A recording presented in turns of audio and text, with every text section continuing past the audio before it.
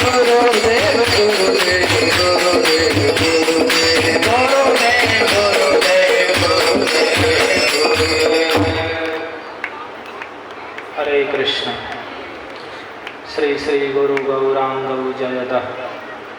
ॐ अज्ञानतिमिरान्धस्य ज्ञानाञ्जनशलाकया चक्षुरुन्मीलितं येन तस्मै श्रीगुरवे नमः। श्रीचैतन्यमनोभीष्टं स्थापितं येन भूतले स्वयं रूपः कदा मह्यं ददाति स्वपदान्तिकम्। श्रीचैतन्यमनोभीष्टं स्थापितं येन भूतले स्वयं रूपः कदा मह्यं ददाति स्वपदान्तिकम्।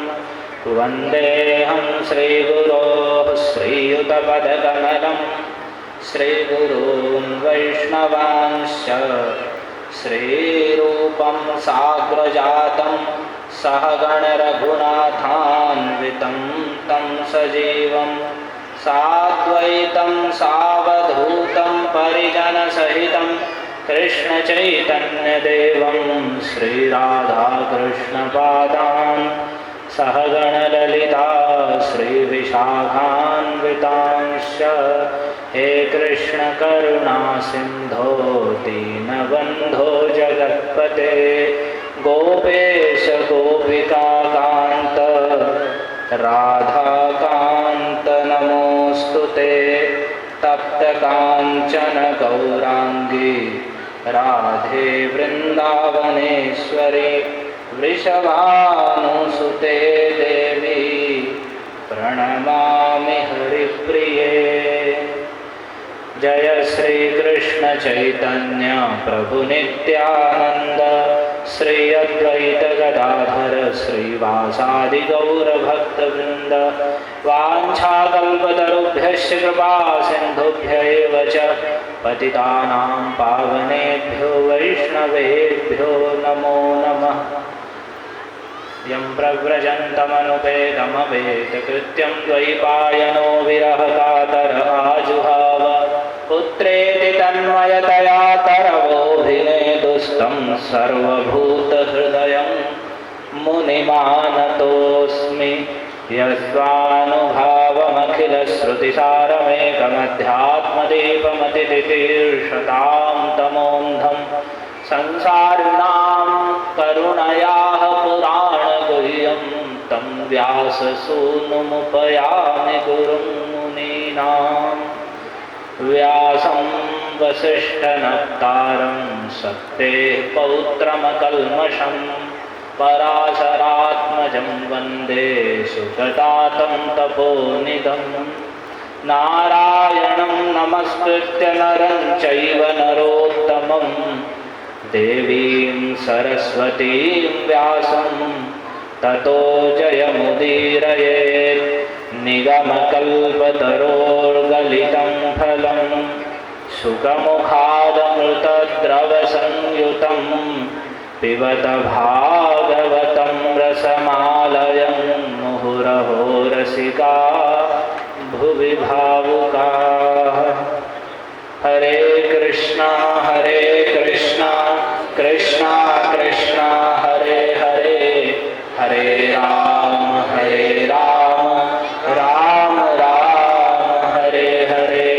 ओम नमो भगवते वासुदेवाय। ओम नमो भगवते वासुदेवाय। ओम नमो भगवते वासुदेवाय। ओम नमो भगवते वासुदेवाय। ओम नमो भगवते वासुदेवाय। ओम नमो भगवते वासुदेवाय। सभी मेरे पीछे बोलेंगे। देवक्या पालितो गर्भे लालितो अंके यशोदया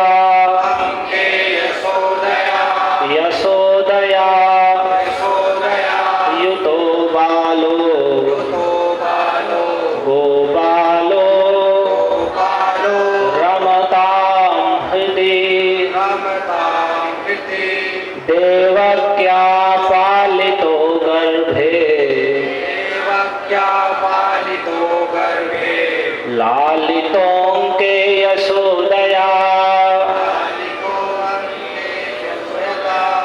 यशोदयायुतो बालो यशोदयायुतो बालो गोपालो रमतां हृदि।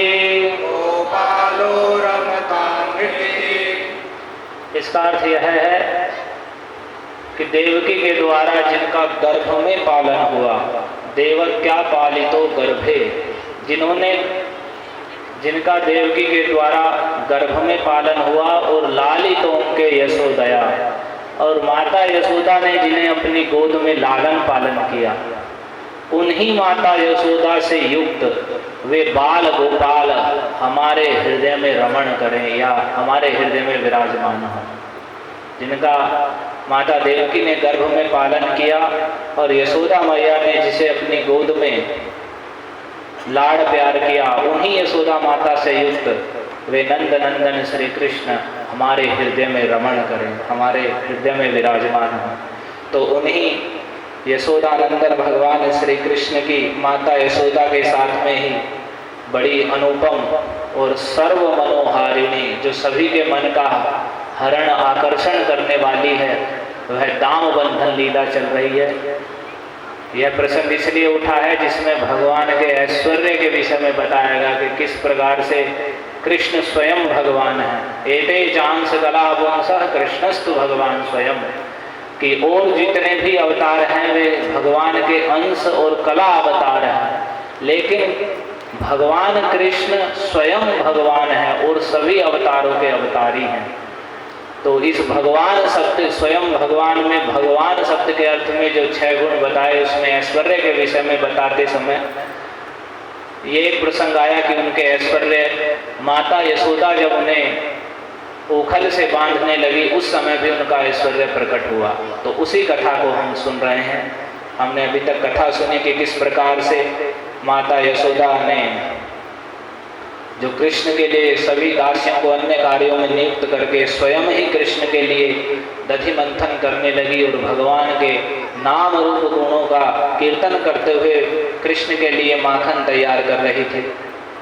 और उसी समय भगवान उठकर माता यशोदा के पास आए और उन्होंने दही की मथानी को रोक दिया और माता यशोदा की गोद में चढ़ के स्वयं दुग्धपान करने लगे। लेकिन उसी समय आग पर रखा हुआ जो पद्मगंधा गाय का बड़ा ही सुंदर दूध जो कृष्ण के लिए ही गर्म किया जा रहा था, वह जब आग से गिरने लगा, उबलने लगा, उफन के बाहर आने लगा, तो माता यशोदा कृष्ण को छोड़कर उस दूध को बचाने के लिए चली गई। तो उसी समय भगवान को बड़ा क्रोध उत्पन्न हुआ, क्योंकि भगवान तृप्त नहीं हुए थे माता यशोदा के स्नेह से युक्त दुग्ध का पान करते हुए। तो उन्हें बड़ा क्रोध आया और क्रोध में आकर उन्होंने उस दधी के भांड को जिसे यशोदा मैया मथ रही थी उसे फोड़ दिया और जा करके एकांत में बंदरों को जितना माखन रखा हुआ था सब खिलाने लगे। एक ऊखल पर चढ़कर बैठ गए और पीछे से माता यशोदा ने जब आकर देखा तो वे जोर से हंसी कि किस प्रकार से उसने सारा दूध, सारी दही को बर्बाद कर दिया है। और फिर जब उन्होंने इधर उधर देखा तो कृष्ण वहाँ दिखाई नहीं दिए। फिर उन्होंने देखा कि एक जगह एकांत में जहाँ माखन रखा हुआ था वहाँ भगवान ओखली के ऊपर बैठे हुए हैं और स्वेच्छापूर्वक सभी मटकियों से माखन लेकर के वानरों को खिला रहे हैं और उनके नेत्र बड़े चोरी करने के कारण विसंकित हैं, चौकन्ने हैं। और वे धीरे धीरे से माता यशोदा कृष्ण के पास चली गई। और जब कृष्ण ने देखा कि अचानक उनकी दृष्टि पड़ी कि माता यशोदा हाथ में छड़ी लिए हुए उनके निकट आ गई हैं बिल्कुल, तो वे बड़ी त्वरिता से, बड़ी शीघ्र गति से उस उखल के ऊपर से ही कूद पड़े। और जैसे कोई डर जाता है वैसे ही भगवान डरे हुए की भांति वहाँ से भागने लगे। तो वे गोपी, यहाँ पर सुखदेव गोस्वामी ने एक शब्द यशोदा माता के लिए गोपी शब्द उच्चारण किया कि वास्तव में वे गोपी हैं, वे ही कृष्ण को पकड़ सकती हैं, क्योंकि कृष्ण गोप हैं। और जो ब्रज के गोप हैं वे ही भगवान श्री कृष्ण के इतने निकट पहुंच सकते हैं। क्योंकि उनके हृदय में भगवान के प्रति जितना गाढ़ प्रेम है वैसा ऐश्वर्यमय रूप में भजने वाले भक्तों में नहीं होता, इसलिए भगवान उनके बंधन में नहीं आते। इसलिए गोपी, ये सनातन गोस्वामी अपने टीका में लिखे हुए हैं, इसलिए गोपी ही उन्हें पकड़ सकते हैं। तो यहाँ पर कह रहे हैं गोपी यशोदा उनके पीछे दौड़ने लगी। किनके पीछे? कि योगियों का बहुत समाधि और श्वास प्रश्वास आदि सबको रोककर जो योगी लोग भगवान के शरीर की अंग कांति, जिसे ब्रह्म ज्योति कहते हैं, केवल उसका ही दर्शन कर पाते हैं, लेकिन कृष्ण को प्राप्त नहीं कर पाए आज तक अपनी योग समाधि आदि के द्वारा, क्योंकि उनके हृदय में कृष्ण के प्रति भक्ति नहीं है वैसी। और भगवद गीता में भगवान कहते हैं भक्त्या हम अभिजानाति यावान यश्चास्मि तत्त्वतः। यदि कोई मुझे तत्व से जानना चाहता है, पूर्ण रूप से जानना चाहता है वास्तव में कृष्ण की महिमा क्या है, कृष्ण क्या है, तो मैं केवल अपनी भक्ति के द्वारा ही जाना जा सकता हूँ। अन्य ज्ञान, पुण्यकर्म, योग, तपस्या आदि के द्वारा मुझे वैसे नहीं जाना जा सकता। तो जो ज्ञान या तपस्या या योग साधना के द्वारा भगवान को जानने का प्रयास करते हैं और उनके हृदय में भक्ति का अभाव होता है, भगवान के चरण कमलों में शरणागति का अभाव होता है, और वे अपने बल पर, अपनी तपस्या और योग के बल पर भगवान को समझना चाहते हैं, तो ऐसी स्थिति में वे केवल भगवान के दिव्य शरीर से जो दिव्य प्रकाश निकलता है, जिसे ब्रह्म ज्योति कहते हैं, जिन्हें भगवान की अंग कांति कहा गया है, केवल वे उस दिव्य प्रकाश के दर्शन करते हैं। इसलिए वे कहते हैं कि भगवान तो निराकार है और वो तो ज्योति स्वरूप है, क्योंकि उन्होंने भक्ति की नहीं है, और भक्ति के द्वारा ही भगवान के स्वरूप का साक्षात्कार होता है। अन्यथा दूसरे किसी भी साधन से भगवान अपने स्वरूप, गुण और लीला आदि को प्रकट नहीं करते हैं। जो उनके शरणागत होते हैं उसके सामने ही भगवान अपने आप को प्रकट करते हैं, अन्य किसी के लिए नहीं। तो योगियों का वैसा तपस्या के द्वारा प्रेरित हुआ मन भी, जिन भगवान को आज तक प्राप्त नहीं कर सका, केवल उनके अंग कांति ब्रह्म ज्योति तक ही अटक जाता है, उन कृष्ण को पकड़ने के लिए यशोदा मैया पीछे से दौड़ने लगी। और जब दौड़ने लगी तो उसे ही आगे हम कथा में सुनेंगे। यहाँ तक कथा हो गई थी। अन्वंचमाना जननी बृहच्चलक्षोणी भराक्रांत गति सुमध्यमा जवेन विस्रंसित केशबंधन च्युत प्रसूनानुगति परामृशत्। कि जब माता यशोदा पीछे पीछे दौड़ने लगी, तब कुछ ही देर में बड़े बड़े और हिलते हुए नितंबों के कारण उनकी चाल धीमी पड़ गई। माता यशोदा का शरीर भारी था, इसी कारण से जब वे कृष्ण के पीछे दौड़ने लगी, और वे सुमध्यमा बड़ी सुंदर थी और सुकुमारी थी, वैसा उनका दौड़ने का अभ्यास नहीं था, और अचानक कृष्ण के पीछे वे दौड़ने लगी, तो धीरे धीरे भारी शरीर के होने के कारण उनकी चाल धीमी पड़ गई।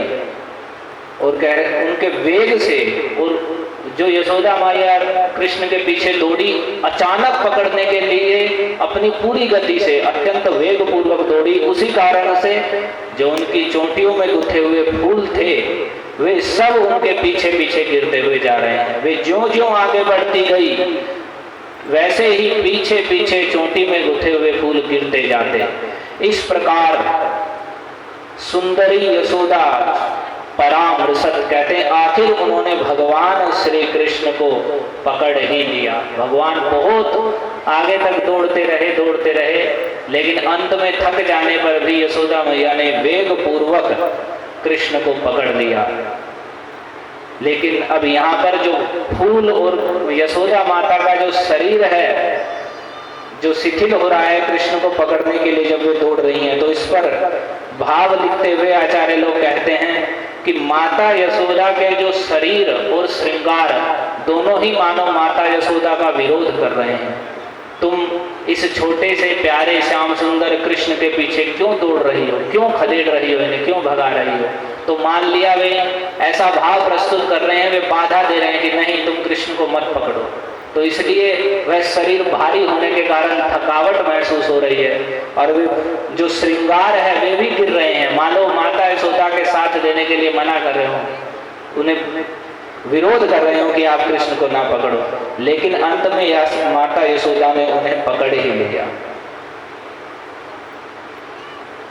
यहाँ पर एक भाव और आचार्य लोग कहते हैं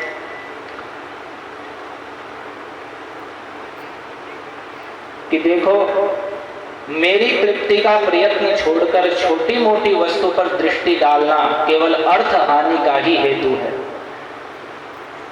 कि मैं माता यशोदा का जो दूध पान कर रहा था, तृप्त नहीं हुआ था, लेकिन माता यशोदा मेरी तृप्ति का विचार छोड़ के दूध को बचाने के लिए चली गई, तो उससे उन्हें अर्थ की हानि हुई। यानी जो उनका दही, इतना सुंदर दही एकत्रित किया हुआ था या इतना सुंदर मटका था, वो फोड़ दिया गया, मेरे द्वारा ही फोड़ दिया गया।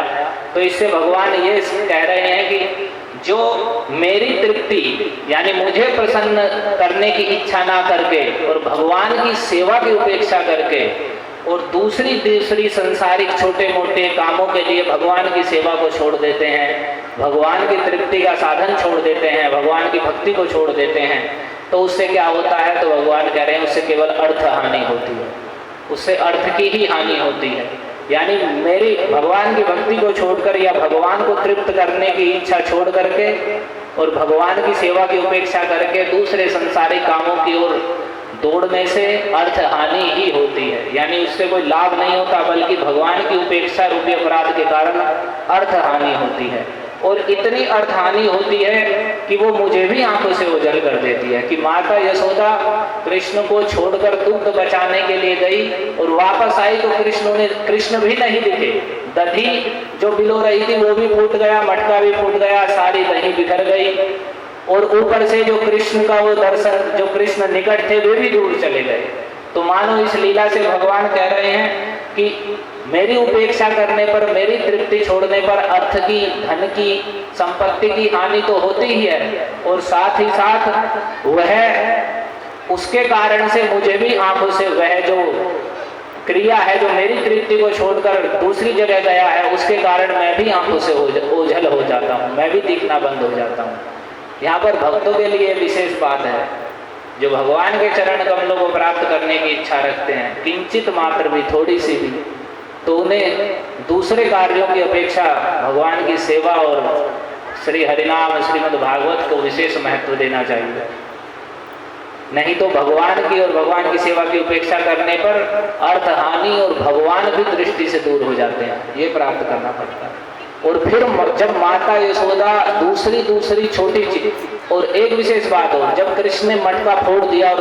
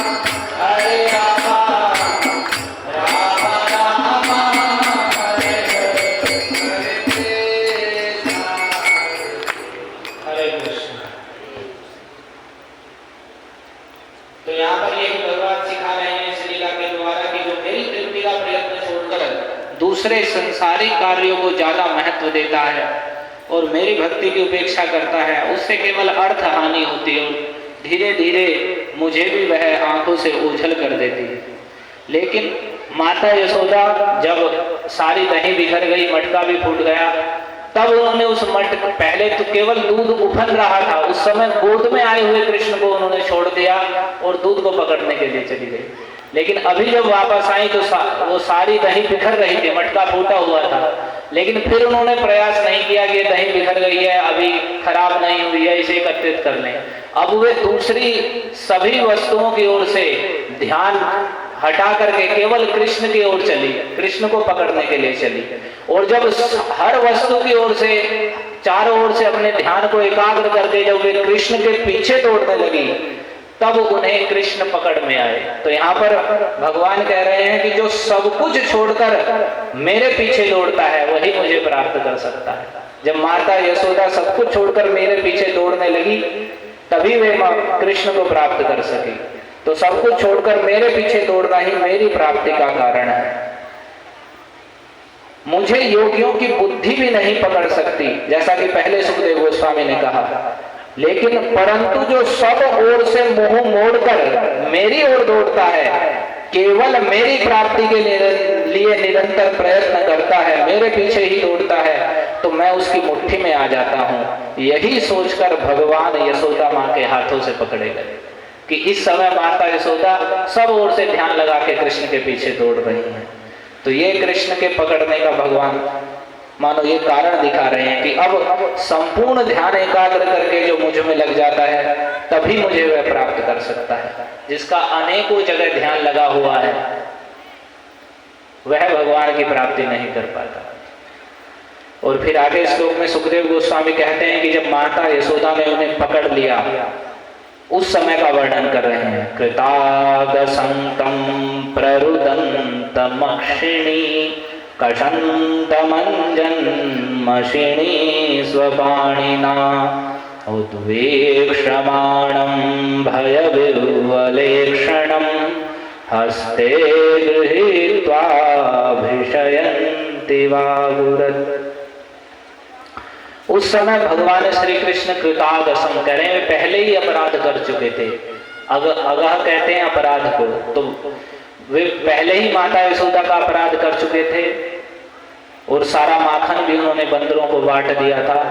तो पहले से ही अपराध कर चुके थे, तो उन्हें पहले से ही भय लगा हुआ था कि माता यशोदा पकड़ेंगे। और उन जब भगवान श्री कृष्ण को पकड़ लिया, तो पकड़ते ही माता यशोदा के, पहले तो दौड़ रहे थे भगवान, और जो ही पकड़ा तो कह रहे प्ररुदंतम, जोर जोर से भगवान ने रोना प्रारंभ कर दिया। ये भी एक पिटाई से बचने का साधन है कि जब पिटाई करने लगे बच्चे की, तो उसके बचने का साधन ये है, वो पहले ही जोर जोर से रोने लगे। तो भगवान जोर जोर से पहले ही रोना शुरू कर दिया और अपने दोनों हाथों से उनके सुंदर नेत्रों में माता यशोदा के द्वारा काजल लगाई हुई थी, लेकिन दोनों हाथों से अपनी आंखों को मलने लगे और आंसुओं के साथ वह सारा काजल बहकर भगवान के मुख पर आ गया। और उद्वीक्षमाणम, भगवान की आंखें रोने के कारण ऊपर उठ गई और भय के कारण बड़ी व्याकुल हो रही थी। पिटने के भय से उनकी आंखें ऊपर उठ गई और उनसे व्याकुलता सूचित होती थी। ऐसे भगवान श्री कृष्ण को जब माता यशोदा ने उनके दोनों हाथों को फिर पकड़ लिया और पकड़कर भिषयंती, माता यशोदा उन्हें झिड़कने लगी, डांट लगाने लगी। डांट क्या लगाने लगी? अरे अशांत प्रकृति, कि तुम अशांत प्रकृति के हो, तुमसे शांत नहीं रहा जाता, कुछ ना कुछ उत्पात करते ही रहते हो, और वानर के बंधु हो, तुम बंदरों से मित्रता करते हो, तुमने मंथनी को फोड़ दिया है। हे मंथनी स्फोटक, अब तुम्हें माखन नहीं मिलेगा, अब तुम्हें माखन नहीं मिलेगा, और आज मैं तुम्हें ऐसा दंड प्रदान करूंगी कि जिससे तुम न तो ग्वाल वालों के साथ ही खेल सकोगे और न ही माखन चोरी आदि करके कोई उत्पात या उद्यम कर सकोगे। ऐसा इस प्रकार से माता यशोदा उन्हें डांटने लगी। और यहाँ पर कहते हैं कि भगवान अपने दोनों हाथों से आंखें रगड़ रगड़ कर मानो उनसे कहलाना चाहते हो कि ये किसी कर्म के कर्ता नहीं है, मानो नेत्रों से ही पता चल जाता है कि व्यक्ति ने क्या किया है। यदि कुछ गलत किया है तो नेत्रों में दिख जाता है। तो मानो भगवान नेत्रों को मसल मसल के उनसे ये कहलाना चाह रहे हैं, तुम माता यशोदा से कह दो कि मैंने कोई भी कार्य नहीं किया, ये किसी कर्म के कर्ता नहीं है। और वैसे तो भगवान भगवत गीता में कहते हैं कि मैं सारे कार्य करते हुए भी किसी चीज का कर्ता नहीं हूँ और किसी भी चीज से लिप्त नहीं होता हूँ।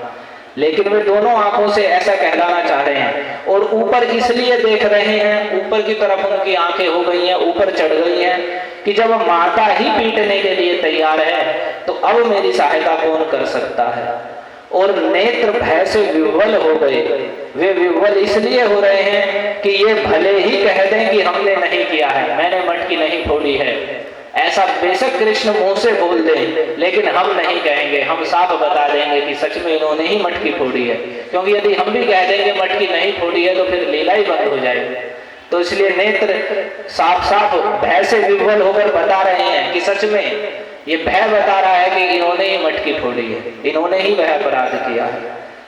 तो जब माता यशोदा उन्हें झिड़कने लगी तो मानो भगवान श्री कृष्ण कहते हैं, अरे मैया मुझे मत मार, मैया तुम मुझे मत मारो। हरे कृष्ण।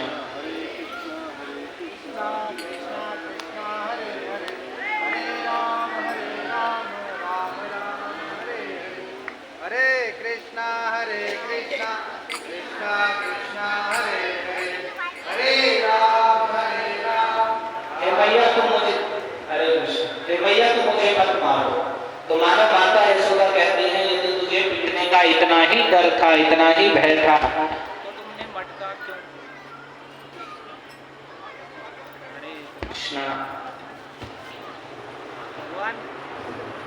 हरे कृष्ण। हरे कृष्ण कृष्ण कृष्ण हरे हरे हरे राम राम राम हरे हरे कृष्ण कृष्ण कृष्ण हरे हरे हरे राम राम राम हरे। तो उस समय माता यशोदा उन्हें झिड़क रही है और मानो कृष्ण अपने हाव भाव से कह रहे हैं कि हे मैया मुझे छोड़ दो, मुझे मत मारो।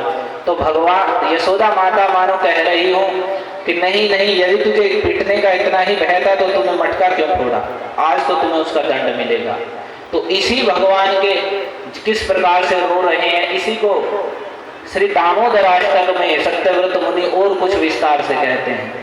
रुदंतम मुहुर्नेत्रयुग्मं मृजंतम कराम्भोजयुग्मेन सातंकनेत्रं मुहुश्वासकंप त्रिरेखांककंठस्थितग्रैव दामोदरं भक्तिबद्धं। कि वे पहले जो कल श्लोक बताया कि वे उन सच्चिदानंद स्वरूप नंद नंदन जो परमेश्वर हैं, संपूर्ण जगत के ईश्वर हैं और मेरे प्रभु हैं, मैं उनको नमस्कार करता हूँ, जो यशोदा मैया के भय से उखल से कूदकर दौड़ रहे हैं और अंत में जिन्हें माता यशोदा ने पकड़ दिया है, उन्हीं का दूसरे श्लोक में वर्णन करते हुए कहते हैं रुदंतम, जैसा कि भागवत में कह रहे हैं प्ररुदंतम, वे रो रहे हैं। कैसे रो रहे हैं? तो मुहुर नेत्र युग्मम मृजंतम कराम भोज युग्मेन सातंक नेत्रम। वे कृष्ण कैसे रो रहे हैं और उनके नेत्रों में आतंक छाया हुआ है, भय छाया हुआ है यशोदा माता का, और अपने दोनों हाथों से बार बार निरंतर अपने दोनों आंखों को मल रहे हैं। यहाँ कह रहे हैं उनके कराम भोज बड़े सुंदर सुंदर कोमल हस्त कमल हैं, कमल की भांति अतिशय कोमल हैं। उनके द्वारा अपने नेत्र रूपी जो कमल हैं, जो सदा खिले रहते हैं, वे उनको मल रहे हैं और बार बार ऊंची ऊंची सांस ले रहे हैं, गहरी, जैसे रोने पर जोर जोर से बच्चे सांस लेते हैं, कभी कभी सांस भूल जाते हैं, वैसे ही वो गहरी सांस ले रहे हैं और उसके कारण उनका गला कंपित हो रहा है, पूरा मुख और गला कंपित हो रहा है। और उस कंपन से उनके जो सुंदर गला है, जो शंख के आकृति के जैसा है और जिस पर सुंदर 3 रेखाएं हैं और उसमें सुंदर मोतियों की माला पहने हुए हैं, वे मालाएं भी कांप रही हैं, इतनी जोर जोर से भगवान रो रहे हैं। तो जब इतने भय से रोते हुए माता यशोदा ने कृष्ण को देखा तो कह रहे हैं सुखदेव गोस्वामी, त्यक्त्वा यष्टिं सुतं भीतं विज्ञायार भगवत्सला ये सकिल तं बद्धुं दाम्ना तद्वीर्य गोविदा। यहाँ पर कह रहे हैं जब माता यशोदा ने देखा तो वे कह रहे हैं अर्भक वत्सला, वे माता यशोदा पुत्र स्नेहमयी हैं, उनके अंदर कृष्ण के प्रति अनंत वात्सल्य भरा हुआ है। तो जब उन्होंने, यहाँ कृष्ण को नहीं कह रहे सुतम, उनके प्रति यह मेरा पुत्र है, और उन्होंने देखा कि यह बहुत ज्यादा डर गया है, तो उन्होंने अपने हाथ की जो छड़ी, जो डंडी जो कृष्ण को मारने के लिए ली हुई थी उसे छोड़ दिया। त्यक्त्वा यष्टिम, उस यष्टि को छोड़ दिया, और वे समझ गए कि ये मेरा सुत अत्यंत डर गया है, क्योंकि वे अर्भक वत्सला हैं, वे अत्यंत श्री कृष्ण से प्रेम करती हैं। लेकिन अभी यहाँ देखिए रस, उन्होंने अपने हाथ से छड़ी छोड़ दी और वे अर्भक वत्सला हैं, पुत्र वत्सलता से युक्त हैं। लेकिन वे माता यशोदा अगली ही पंक्ति में कह रहे हैं, ये सकिल तम बद्धुम दाम्ना तद्वीर्य गोविदा। जब वे अर्भक वत्सला हैं तो ये परस्पर विपरीत बात हो गई। अब माता यशोदा ने इच्छा की कि इस कृष्ण को रस्सी के द्वारा बांध देना चाहिए, उन्हें कृष्ण को रस्सी के द्वारा बांधने की उन्होंने इच्छा की। तो कह रहे हैं अतद्वीर्य गोविदा, क्योंकि सच पूछो तो यशोदा मैया को अपने बालक के ऐश्वर्य का पता नहीं था। अब यहाँ ये परस्पर विरोधी बात हो गई। जो इतनी माता यशोदा पुत्र वात्सल्य से युक्त हैं, स्नेहमयी हैं, एक तरफ तो उन्होंने उसे भय से युक्त जानकर डंडी को, जो यष्टि उन्होंने ली हुई थी, उसे छोड़ दिया, लेकिन वहीं दूसरी ओर वे उन्हें बांधने के लिए प्रयास करने लगी। तो ये परस्पर विरोधी हो गया। तो यहाँ पर भाव लिखते हैं कि माता यशोदा के मन में बांधने का कारण क्यों आया। बांधने का कारण इसलिए आया, श्री कृष्ण का भोलापन देखकर माता का हृदय भर आया। वात्सल्य स्नेह के समुद्र में मानो ज्वार आ गया हो। जैसे समुद्र में ज्वार आता है वह बाहर निकलने लगता है, वैसे ही उनका वात्सल्य रूपी जो स्नेह समुद्र के समान है कृष्ण के प्रति, वह मानो बाहर निकल गया हो। तो ऐसा उसमें ज्वार आया और वे सोचने लगी कि ये लाला अत्यंत डर गया है, अगर कहीं इसे मैंने ऐसे ही छोड़ दिया, अभी छोड़ के केवल दूध के लिए गई थी और वहां से बीच में इतनी घटना हो गई, ये बंदरों को माखन खिलाने लगा और कहीं कोई बंदर, उत्पाती बंदर इसको काट लेता या किसी भी प्रकार से हानि पहुंचाता तो कितना बुरा होता। तो अगर अभी मैंने इसे छोड़ दिया और ये कहीं भय के कारण कि माता यशोदा मेरी पिटाई ना कर दे और फिर ये घर से ही निकल जाए चुपचाप, तो फिर कैसा, फिर तो और समस्या बन जाएगी। तो यह अत्यंत डर गया है, कहीं छोड़ने पर यह भागकर वन में चला गया तो कहां कहां भटकता फिरेगा। पास में ही जंगल है, वन में रहते ही थे सब ब्रजवासी, तो पास में ही वन है, और यदि ये चुपचाप घर से निकल के वन में चला गया तो फिर क्या होगा। तो इसीलिए अच्छा है इसे थोड़ी देर कर बांध कर रख लो, जब दूध माखन तैयार हो जाएगा। अब यहाँ एक विशेष बात, माता यशोदा कृष्ण को बांध रही हैं तो इसलिए नहीं कि उन्हें संसार के काम करने हैं और इसलिए चलो कृष्ण को बांध देते हैं और संसार के काम करते हैं। जो दूसरे कार्य हैं वे भी कृष्ण के लिए हैं, लेकिन अभी जो कृष्ण की, वे बाद में जो समय समय पर जो कृष्ण की सेवा है, कृष्ण को माखन खिलाना, उन्हें दूध पिलाना, उस समय के लिए कृष्ण की सेवा के लिए ही वे कार्य कर रही हैं। क्योंकि लेकिन कृष्ण अभी चाहते हैं कि माता यशोदा उनके पास ही रहें, लेकिन माता यशोदा समझ रही हैं कि यदि अभी वे कार्य नहीं होंगे, अभी माखन नहीं निकलेगा, तो बाद में कृष्ण को क्या खिलाया जाएगा। तो ऐसा सोचकर उन्होंने सोचा कि इसे थोड़ी देर के लिए बांध कर रख दूं, ये कहीं इधर उधर नहीं जाएगा, और फिर जब दूध माखन तैयार होगा तो फिर मैं इसे मना लूंगी। यही सोच विचार कर माता ने बांधने का निश्चय किया। तो यहाँ बांधने में वात्सल्य ही हेतु है, यानी माता यशोदा का वात्सल्य ही, कृष्ण के प्रति जो स्नेह है वही कारण है, यहाँ दूसरा क्रोध कारण नहीं है माता यशोदा का, इसलिए वे उन्हें बांधने लगी। अब एक शब्द यहाँ सुखदेव गोस्वामी प्रयोग कर रहे हैं, अतद्वीर्य गोविदा। वीर्य का अर्थ है पराक्रम, ऐश्वर्य। तो वे वीर्य को भी जो भगवान के ऐश्वर्य को जानने वाले हैं कि ये परमेश्वर हैं, ये सब कुछ करने वाले हैं, तो अतत वीर्य को विदा कि माता यशोदा कृष्ण के पराक्रम को नहीं जानती हैं, इसका शाब्दिक अर्थ ये बैठेगा। लेकिन क्या माता यशोदा कृष्ण के विषय में नहीं जानती हैं? तो यहाँ पर आचार्य लोग कहते हैं कि भगवान के ऐश्वर्य का अज्ञान, कि कृष्ण स्वयं भगवान है, परमेश्वर हैं, इसका अज्ञान दो प्रकार का है। दो प्रकार का कैसे है? एक अज्ञान तो साधारण जो माया के द्वारा बद्ध जीव हैं, जो प्रकृति के सत्वगुण, रजोगुण, तमोगुण के अंतर्गत हैं और शरीर को मैं मान के और संसार की भोग वासना में पड़े हुए हैं, ऐसे लोगों का जो अज्ञान है वह अलग है।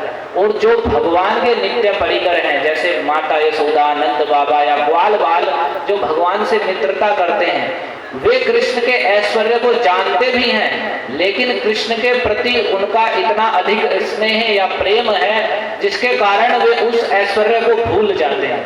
जैसा कि हम कभी कभी संसार में भी देखते हैं कि मान लिया किसी का कोई मित्र है या किसी माता का कोई पुत्र है, और यदि वह किसी बहुत ऊंचे पद प्रतिष्ठा को उसने प्राप्त कर लिया, लेकिन फिर भी उनका जो संबंध रहता है वह स्नेह से युक्त रहता है। ये नहीं है कि माता उसे समझने लगे कि मेरा पुत्र डीएम बन गया तो माता जाकर उसे नमस्कार करेगी कि आप तुम तो डीएम हो, जिले के अधिकारी हो, तो मैं तुम्हें नमस्कार करती हूँ, ऐसा नहीं करेगी। उसके लिए तो वह पुत्र ही है।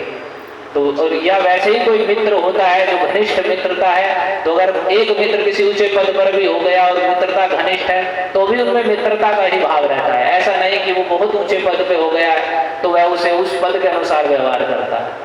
तो जब संसार में ऐसा होता है तो वैसे ही माता यशोदा के विषय में कहा गया है। माता यशोदा कृष्ण के प्रति अत्यधिक स्नेह के कारण, जबकि उन्होंने भगवान के पीछे कई लीलाएं देखी हैं कि उन्होंने छोटे से नहीं पूतना का वध कर दिया, तृणावर्त जैसे असुरों का वध कर दिया, सकटासुर का वध कर दिया, एक पैर मारा तो बहुत बड़ा छकड़ा उलट के गिर गया।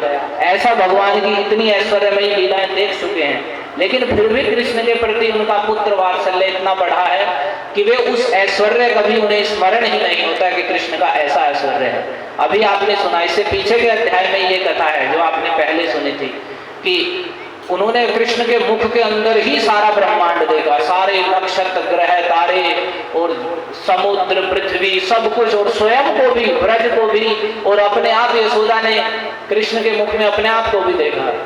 लेकिन इतने पर भी उनकी बुद्धि भगवान के ऐश्वर्य से मोहित नहीं हुई, और ऊपर से भगवान की वैसी इच्छा रहती है, क्योंकि लीला का विस्तार, लीला तभी तो घटेगी जब माता यशोदा का पुत्र स्नेह होगा। यदि वे कृष्ण को वहां ईश्वर समझ के वहां माखन खिलाना बंद कर देंगी, आरती उतारने लगेंगी, तो फिर कैसे लीला होगा। तो इसलिए माता यशोदा, तो ये अज्ञान दो प्रकार का है, एक साधारण जीवों का भगवान के विषय में न जानना, और एक जो भगवान के नित्य सिद्ध परिकर हैं, नित्य सिद्ध प्रेमी परिकर उन्हें कहते हैं जो कभी माया के बंधन में नहीं गिरते, वैकुंठ जगत गोलोक वृंदावन में नित्य भगवान की सेवा में रहते हैं, तो उन्हें नित्य सिद्ध कहा जाता है। तो वैसे ही माता यशोदा भगवान की जो चिन्मयी लीला है, अपराकृत लीला है, उसकी परिकर है, उसकी एक परिकर हैं। तो ऐसी नित्य सिद्ध परिकर होने के कारण भगवान के प्रति उनका वात्सल्य भाव, प्रेम की प्रगाढ़ता के ही कारण जो उनका ऐश्वर्य ज्ञान है वह अभिभूत हो जाता है। यानी जो वे जानती भी हैं कि कृष्ण में बचपन से ही इसका ऐसा ऐश्वर्य है, बड़े बड़े असुर इसके पास आके स्वयं मर जा रहे हैं लेकिन इसका कुछ नहीं बिगड़ता है, लेकिन इतना स्नेह है कि वह धीरे धीरे बुद्धि से लुप्त हो जाता है और वो भगवान की वैसी इच्छा होती है। क्योंकि जब उन्होंने अपने मुख में माता यशोदा को सब कुछ दिखा दिया तो उस समय सुखदेव गोस्वामी कह रहे हैं, स्वयं भगवान श्री कृष्ण ने वैष्णवी व्यतनोन्मायाम पुत्र स्नेहमयी विभु, कि उन विभु अनंत ऐश्वर्य संपन्न श्री कृष्ण ने अपनी पुत्र स्नेहमयी जो वैष्णवी माया है, योग माया है, उसका विस्तार किया जिससे उनकी लीला की पुष्टि हो। यदि माता यशोदा ऐश्वर्य से अभिभूत हो जाएंगी तो फिर आगे जो भगवान कुछ भी लीला करना चाहते हैं या जो भक्ति रस का आस्वादन करना चाहते हैं कि किस प्रकार से प्रेमी भक्त भगवान की सेवा करें, उस उनकी सेवा का सुख लेना चाहते हैं और उन्हें भी उस सेवा के द्वारा सुख प्रदान करना चाहते हैं, और इस लीला को भगवान किस प्रकार से करेंगे। तो भगवान की इच्छा से ही माता यशोदा उनके ऐश्वर्य को सदा भूली रहती हैं। तो यहाँ पर इसलिए कहते हैं, तो उनके शिशु प्रेम की प्रगाढ़ता के कारण ही उनका ऐश्वर्य ज्ञान अभिभूत हो जाता है, अन्यथा उनमें अज्ञान की संभावना नहीं है। और फिर जो ये भगवान के नित्य सिद्ध परिकर हैं, इनकी विशेषता है कि ये तुरीय अवस्था, जो सत्वगुण, रजोगुण और तमोगुण, माया के जो ये गुण हैं, इन्हें पार करके जो समाधि की अवस्था होती है, जिसमें हम देखते हैं, जैसे कि आज ही हम सुखताल गए थे और वहां पर उस समय का वो कथा का कीर्तन हुआ कि किस प्रकार से जब महाराज परीक्षित उस आश्रम में गए हैं समीक मुनि के, तो उन्होंने देखा समीक मुनि शांत चित्त से बैठे हुए हैं, तो वे तुरीय अवस्था को प्राप्त हैं, समाधि की अवस्था में।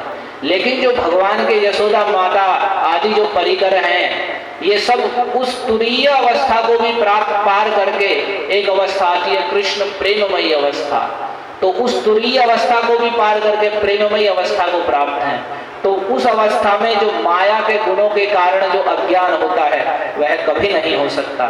और ये जो माता यशोदा का यहाँ अज्ञान कहा गया है, सुखदेव गोस्वामी कह रहे हैं कि वे उनके ऐश्वर्य को नहीं जानती थी, इसलिए उन्होंने उन्हें रस्सी से बांधने की इच्छा की, रस्सी से बांधने के लिए सोचा। तो यह इसलिए हुआ, इस अज्ञान का कारण है भगवान की लीला सिद्धि के लिए उनकी लीला शक्ति का ही एक चमत्कार विशेष है कि भगवान की लीला की सिद्धि हो, इसलिए उनकी जो लीला शक्ति है उसके द्वारा ही ये चमत्कार हुआ है कि सब कुछ देखने पर भी माता यशोदा को कृष्ण का ऐश्वर्य ध्यान नहीं रहता, उनके प्रति पुत्र भाव ही रहता है। और यहाँ पर सुखदेव गोस्वामी स्वयं उनके ऐश्वर्य का वर्णन कर रहे हैं, इसलिए कर रहे हैं कि कोई दूसरा व्यक्ति ये ना समझ ले कि माता यशोदा कृष्ण को बांध रही हैं तो कृष्ण साधारण बच्चे हैं। इसलिए कह रहे हैं कि जब माता यशोदा ने छड़ी को फेंक दिया और उन्होंने सोचा इसे रस्सी से बांध देना चाहिए, तो माता यशोदा को बालक के ऐश्वर्य का पता न था। और सुखदेव गोस्वामी उस ऐश्वर्य के विषय में कहते हैं, न चांतर न बहिर्यस्य न पूर्वम नापि चापरम पूर्वापरम बहिश्चांतर जगतो यो जगच्चयः, कि न चांतर न बहिर्यस्य, जिनमें न तो बाहर है न भीतर है, न आदि है और न अंत है, जो जगत के पहले भी थे और बाद में भी रहेंगे, जो इस जगत के भीतर तो हैं ही और बाहरी रूपों में भी हैं, और तो क्या यह जगत के रूप में भी वे स्वयं ही हैं। यही नहीं, जो समस्त इंद्रियों से परे हैं और अव्यक्त हैं, कि भगवान के ना अंदर है ना कुछ बाहर है। इसका कहने का मतलब है कि जो भी माया कल्पित जो हम सारा संसार देख रहे हैं, इसमें भगवान सर्व जगह व्याप्त भी हैं, लेकिन फिर भी वे किसी चीज से लिप्त नहीं होते, किसी भी चीज की आसक्ति या संग में भगवान नहीं होते। तो जिनके भीतर बाहर कुछ भी नहीं है और इस जगत के भीतर बाहर जो सब जगह अवस्थित हैं और जगत भी उनकी शक्ति का ही प्रकाश है, ऐसे वे परमेश्वर भगवान हैं। और वेद में उन्हें दूसरे अनेक मंत्रों से ऐसे कहा है, उन मंत्रों का सार ही यहाँ सुखदेव गोस्वामी बोल रहे हैं, जैसे अपूर्वम अनपरम अनंतरम अबाह्यम इत्यादि। तो यहाँ जो कृष्ण की ब्रह्म स्वरूपता है उसका वर्णन करते हुए कह रहे हैं कि उनके अंदर बाहर कुछ नहीं है, संपूर्ण जगत के अंदर बाहर वही है, और उनके ऊपर नीचे कुछ नहीं है, सभी रूप उनके भीतर कुछ नहीं है, उनके बाहर भी कुछ नहीं है, और इस जगत के भीतर बाहर सब जगह वो है। और कहें तम मत्वात्मजम अव्यक्तम मर्त्यलिंगम अधोक्षजम, और वे भगवान इंद्रियों की सीमा से परे हैं। अधोक्षज कहा जाता है भगवान को, कि जो अक्ष यानी इंद्रियों से जनित जो ज्ञान है, जो बोध है, वह सदा जिन्हें नहीं पकड़ सकता नीचे रह जाता है, वे अधोक्षज हैं। यानी हम अपनी इंद्रियों के द्वारा भगवान को नहीं समझ सकते। भगवान अपनी कृपा शक्ति का जब प्रकाश करते हैं तभी कोई जीव उनके स्वरूप का दर्शन कर सकता है। तो जो व्यक्ति ये कहते हैं कि हमें पहले भगवान दिखाओ तब हम भगवान का भजन करेंगे, तो उन्हें जान लेना चाहिए कि भगवान अधोक्षज हैं, वे इंद्रियातीत हैं, इंद्रियों से परे हैं। इन जड़ इंद्रियों के द्वारा भगवान का दर्शन नहीं होता है। भगवान का दर्शन भक्ति करने पर स्वयं भगवान ऐसी इंद्रियों में चिन्मयता प्रदान करते हैं, जिन उन्हीं नेत्रों के द्वारा भगवान का दर्शन होता है। इस बात को श्रील प्रभुपाद श्रीमद् भगवद गीता के उस श्लोक के तात्पर्य में लिखते हैं, जब अर्जुन ने कहा कि भगवान आप अपने उस विराट रूप को दिखाइए कि किस प्रकार से आप पूरे जगत में व्याप्त हैं, तो भगवान ने कहा कि तुम इन नेत्रों के द्वारा उस स्वरूप को नहीं देख सकते। दिव्यम ददामि ते चक्षु पश्यमे योगमेश्वरम, मैं तुम्हें दिव्य नेत्र प्रदान करता हूँ, तब तुम मेरे उस योगेश्वर्य का दर्शन कर सकते हो। तो वहां पर प्रभुपाद लिखते हैं कि भगवान के दर्शन के लिए दिव्य नेत्र चाहिए।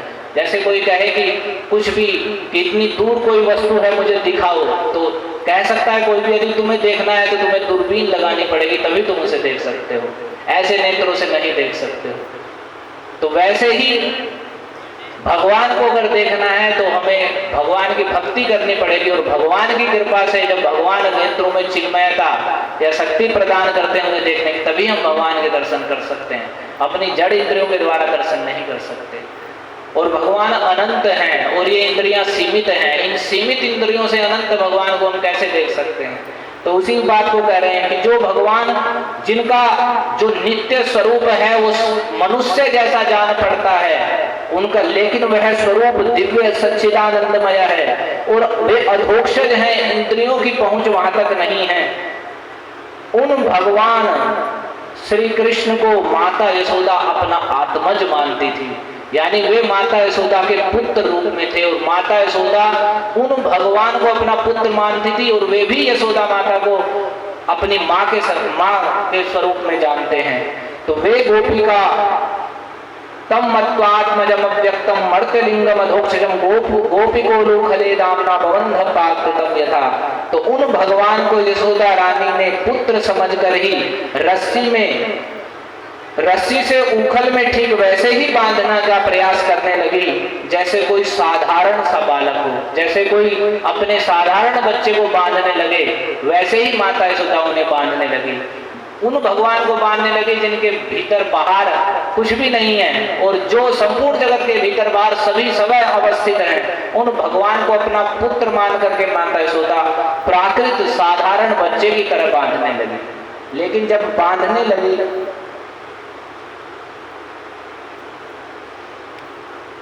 तत्ताम बध्यमानस्य स्वार्भकस्य कृतागसः द्वयंगुलो नमभूतेन संदधेन्यच्च गोपिता। अब यहाँ पर वही भगवान का ऐश्वर्य प्रकट हो रहा है। अभी आपको कथा में ही लगने लगा होगा कि यहाँ सुखदेव गोस्वामी भगवान के ऐश्वर्य का वर्णन कर रहे हैं कि माता यशोदा अपने ऊधमी और नटखट लड़के को रस्सी से बांधने लगे, क्योंकि उन्होंने अपराध किया था, उनका अपना ही पुत्र था, उन्हें रस्सी से वे बांधने लगी, और जो ही रस्सी से बांधने लगी द्वयंगुलो नमभूतेन, तो वह रस्सी 2 अंगुल कम पड़ गई। जो ही वे उन्होंने रस्सी से बांधने का प्रयास किया, यहाँ साफ लिखा हुआ है कि वह 2 अंगुल कम पड़ गई। उसकी कितनी कम पड़ी वो भी सुखदेव गोस्वामी बता रहे हैं। द्वयंगुलो नमभूतेन संदधेन्यच्च गोपिका, लेकिन चूंकि वे गोपिका हैं, वे गोपी हैं और उनके यहाँ बहुत सारी गायें हैं, तो उनकी बहुत सारी रस्सियां उनके घर में स्वाभाविक हैं, तो उन्होंने दूसरी रस्सी लाकर फिर बांधने लगी माता यशोदा। और जब बांधने लगी तो कह रहे हैं यदासी तदपि न्यूनम तेनान्यदपि संदधे तदपि द्वयंगुलम न्यूनम यदा दत्त बंधनम। जब दूसरी रस्सी वे माता यशोदा उसमें बांधने लगी, कह रहे हैं वह भी न्यूनम, वह भी कम पड़ गई, वह भी 2 अंगुल ही कम पड़ी। दूसरी रस्सी भी जब उन्होंने जोड़ दी वह भी 2 अंगुल कम पड़ गई। फिर उन्होंने फिर तीसरी रस्सी लाकर उसके द्वारा बांधने का प्रयास किया, कह रहे हैं तदपि द्वयंगुलम न्यूनम, वह फिर भी 2 अंगुल कम पड़ गई। तो जो आपने ऐश्वर्य के विषय में सुना कि स्वयं भगवान है, तो उनका एक ऐश्वर्य है दधिस्फोटे ब्रह्मण्य तनुत परानंद तनुताम। उन्होंने अपरिमितत्वम स्ववपुषा दधिस्फोटे, जब दधि भांड फोड़ दिया तो उस समय उन्होंने अपने वपु, छोटा सा शरीर है भगवान का, देखने में छोटे से बच्चे हैं, लेकिन दिखाया कि वे छोटे से ही अनंत हैं, अपरिमित हैं, उन्हें कोई नाप नहीं सकता। तो अपने वपु, अपने शरीर की अपरिमितता, असीमता उन्होंने इस लीला में दिखाई है। तो यहाँ भगवान का ऐश्वर्य प्रकट हुआ है। तो जैसे उन्होंने एक रस्सी बांधी वह भी 2 अंगुल पर कम पड़ गई, दूसरी रस्सी लाई वह भी जब कम पड़ गई तो तीसरी रस्सी बांधी लेकिन फिर भी 2 अंगुल कम पड़ गई। और कह रहे हैं तदपि न्यूनम यद यदा दत्त बंधनम, जो वे बंधन रस्सियां लाती रही वे त्यों रस्सियां, हर एक रस्सी कितनी रस्सी जोड़ने पर भी वे 2 अंगुल कम पड़ती गई। और अब आप पूछोगे कितनी रस्सियां बांधी होंगी, उन्हें वो दूसरी रस्सी जोड़नी चाहिए। तो कह रहे हैं एवं स्वगेहदामानि यशोदा संदधत्यपि गोपीनां सुस्मयन्तीनां स्मयन्ती विस्मिता भवत्। जब वह भी छोटी हो गई तब उसके साथ और रस्सियां जोड़ी। इस प्रकार ज्यों-ज्यों रस्सियां लाती रही जोड़ती रही त्यों जुड़ने पर वे सब की सब 2-2 अंगुल छोटी पड़ती रही। और कह रहे एवं स्वगेहदामानि, अपने घर में जितनी रस्सियां थी आप अनुमान लगा सकते हैं कितनी रस्सियां होंगी। नंद बाबा के यहाँ कितनी गायें थी तो रस्सियां कितनी होंगी। तो घर में जितनी रस्सियां थी माता यशोदा ने सभी लाकर बांध दी, लेकिन वे सारी रस्सियां फिर भी कम पड़ गई, फिर भी 2 अंगुल ही कम पड़ी, उससे कम भी नहीं ज्यादा नहीं। तो कितने आश्चर्य की बात हो गई। तो कह रहे हैं केवल यशोदा मैया वहां पर नहीं थी, जब माता यशोदा कृष्ण को बांधने लगी और रस्सियां लाने लगी तो आसपास की सभी गोपियां एकत्रित हो गई, क्योंकि पूरे ब्रज का केंद्र ही कृष्ण थे। और घर में जितनी भी दूसरी गोपियां जो कार्य कर रही थी वे भी एकत्रित हो गई, वे भी देखने लगी कि माता यशोदा आज क्यों कृष्ण को बांध रही हैं। और बांधते बांधते गोपी नाम सुस्मयंती नाम, जब उन्होंने देखा कि कितनी भी रस्सियां बांध ली हैं फिर भी रस्सियां कम पड़ रही हैं, तो वे जोर जोर से मानो गोपियां हंसने लगी। और यहाँ तक कि माता यशोदा भी मुस्कुराने लगी कि आखिर हो क्या गया है, इतनी रस्सियां सब बांध रही है और ये इतनी छोटी सी कमर है इसकी, इतना छोटा सा लाला है, हम इसे गोद में भी उठा लेते हैं, लेकिन फिर भी ये कम क्यों पड़ रही है। वे खुद मुस्कुराने लगी। वो कह रहे हैं विस्मिता भवत्। यहाँ स्मय शब्द को ही 3 रूप में कहा गया है। गोपी नाम सुस्मयंती नाम स्मयंती विस्मिता भवत्। आश्चर्य के लिए विस्मित शब्द प्रयोग किया जाता है। आश्चर्य का मतलब है जो मुख पर स्मितता यानी मुस्कुराहट रहती है उसका चले जाना, विस्मित हो जाना। तो यहाँ परस्पर विरोधी हो रहा है। माता यशोदा स्मयंती मुस्कुरा रही हैं ऐसा देखकर कि ऐसा हो क्या गया आज, और विस्मिता भवत्, और वे विस्मित भी हो रही हैं एक ही साथ। यशोदा रानी ने घर की सारी रस्सियां जोड़ डाली फिर भी वे भगवान श्री कृष्ण को बांध न सकी। उनकी असफलता पर देखने वाली गोपियां मुस्कुराने लगी और वे स्वयं भी मुस्कुराती हुई आश्चर्यचकित हो गई। तो अभी इस लीला में आचार्यों ने बड़े ही सुंदर सुंदर भाव दिए हैं, तो उनको अभी हम सुनते हैं कि माता यशोदा कृष्ण को किस चीज से बांध रही थी। तो उसी उखल से बांध रही थी जिस उखल से भगवान कूद कर गए थे। तो यह फिर कभी उखल पर जाकर न बैठे, इसके लिए उखल से ही बांधना उचित है, क्योंकि खल का अधिक संग होने पर उससे मन में उद्वेग हो जाता है। मान लो यशोदा माता उखल से उन्हें बांधने लगी तो पहले ही बताया गया कि भगवान उखल पर इसलिए बैठ गए कि माता यशोदा से कहने लगे यदि तुम मुझे अपनी गोद में नहीं बैठाओगी तो मैं किसी खल, जो उखल है ये खल है, तो इस उखल के ऊपर, दुष्ट के ऊपर मैं बैठ जाऊंगा। तो माता यशोदा ने सोचा कि ये उखल की संगति में गया है तो इसे इसी उखल से बांध देते हैं। और तब ये खल की यानी जब दुष्ट व्यक्ति की कोई ज्यादा देर तक किसी दुष्ट व्यक्ति के पास रहता है तो फिर उससे उसका मन ऊब जाता है, फिर उसके पास नहीं जाना चाहता। तो मान लो माता इसका इसलिए ही उखल से बांध रही है कि धीरे धीरे उखल से जो इसकी संगति हुई है, जब इसका मन इससे उब जाएगा, खल का अधिक संग होने पर मन में उद्वेग आ जाता है, उससे दूर भागने का मन करता है। तो माता यशोदा इसलिए उखल से बांध रही है कि थोड़ी देर जब इसके पास बंधा रहेगा तो स्वयं इससे दूर भागेगा। और फिर उखल से बांध रही है। यह उखल भी चोर ही है, क्योंकि इसने कन्हैया की चोरी करने में सहायता की है। तो जो चोर की चोरी करने में सहायता कर रहा है वह भी चोर है, तो इस उखल को भी बांधना है। तो कृष्ण को उखल से बांधना है और उखल को कृष्ण से बांध देना। और दोनों को बंधन योग्य देखकर ही माता यशोदा ने दोनों को ही बांधने का उद्योग किया कि दोनों ही बांधने योग्य हैं। कृष्ण को उखल से बांधना है और उखल को कृष्ण से बांधना है, क्योंकि इसने भी इनकी चोरी में सहायता की है। और जब माता यशोदा कृष्ण को बांधने लगी उखल से और रस्सियां कम पड़ने लगी, तब उस विषय में कहते हैं कि रस्सियों को, रस्सी जो शब्द है दाम, इसके लिए संस्कृत में दाम शब्द प्रयोग होता है। तो इस रस्सी के लिए गुण भी शब्द प्रयोग होता है संस्कृत में, तो रस्सियों को गुण भी कहा जाता है। तो माता यशोदा जो रस्सियां ला रही हैं वे गुण स्वरूप हैं।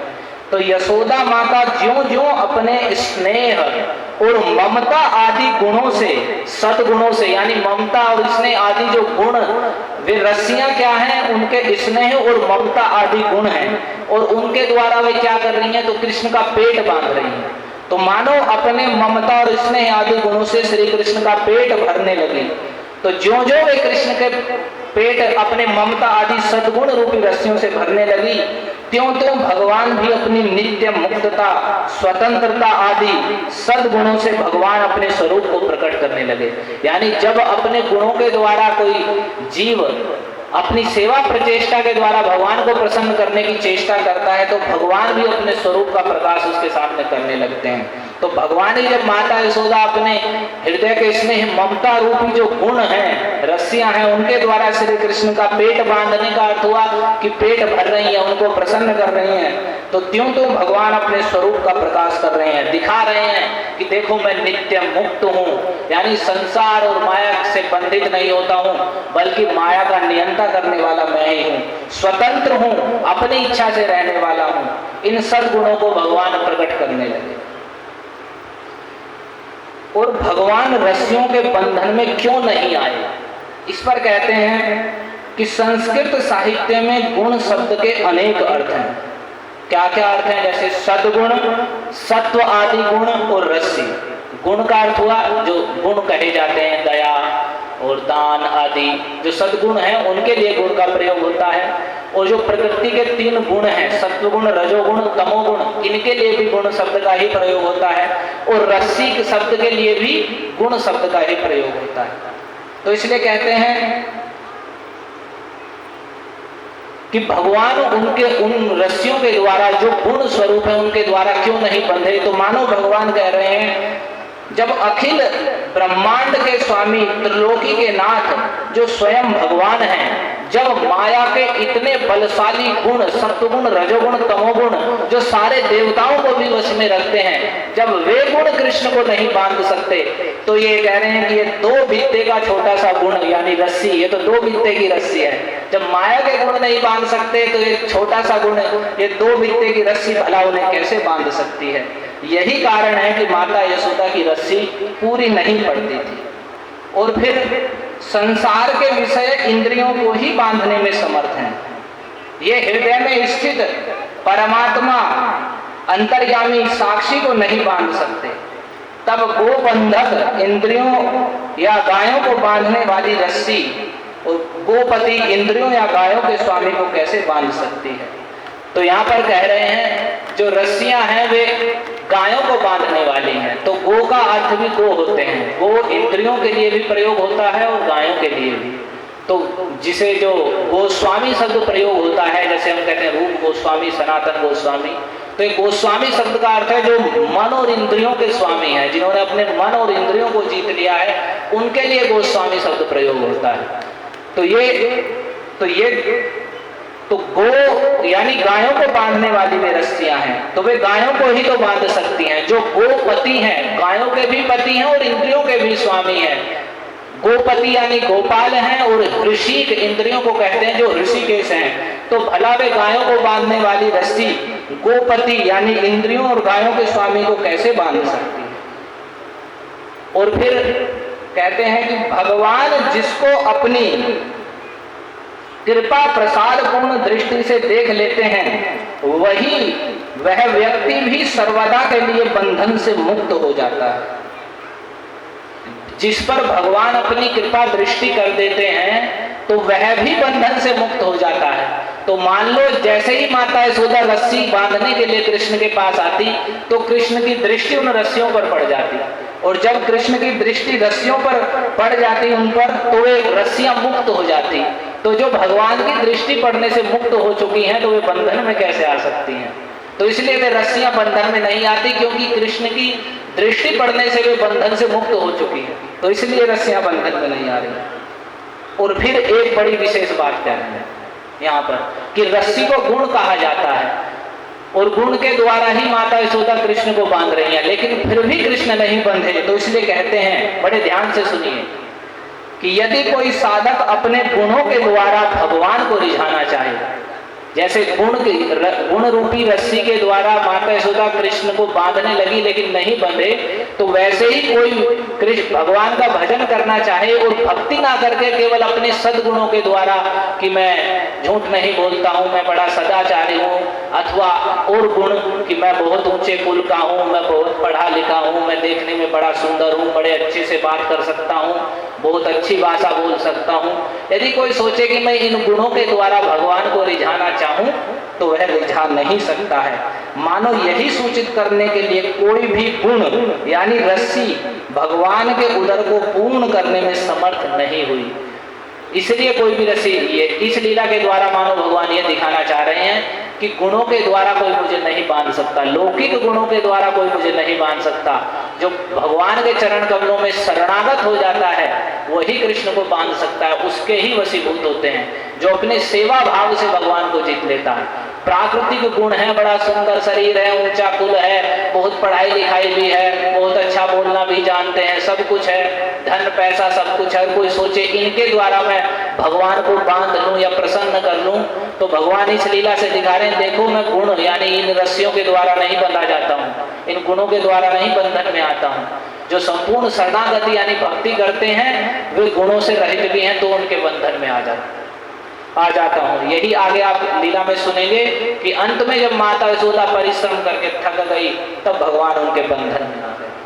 अब दूसरी बात आती है कि चलो भगवान बंधन में नहीं बंधे, रस्सियां कम पड़ रही थी, लेकिन अब एक विशेष बात है, जितनी रस्सियां बंध रही थी वे सब 2 अंगुल ही क्यों कम पड़ रही?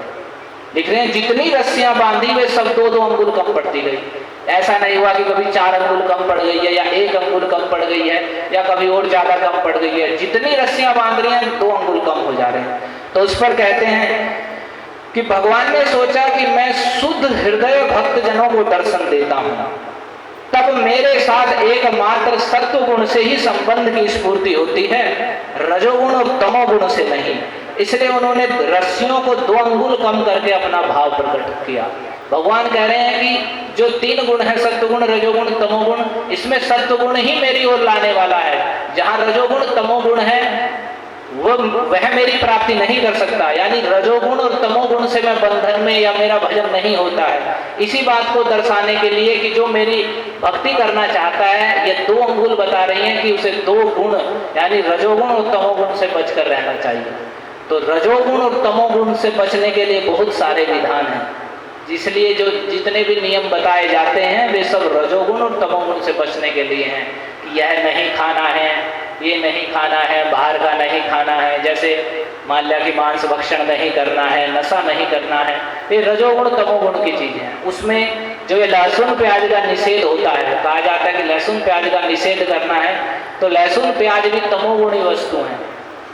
संसार की जितनी वस्तुएं वे इन माया के 3 गुणों से उत्पन्न है, सत्वगुण रजोगुण तमोगुण, और अपने अपने गुण के अनुसार सबका प्रभाव है।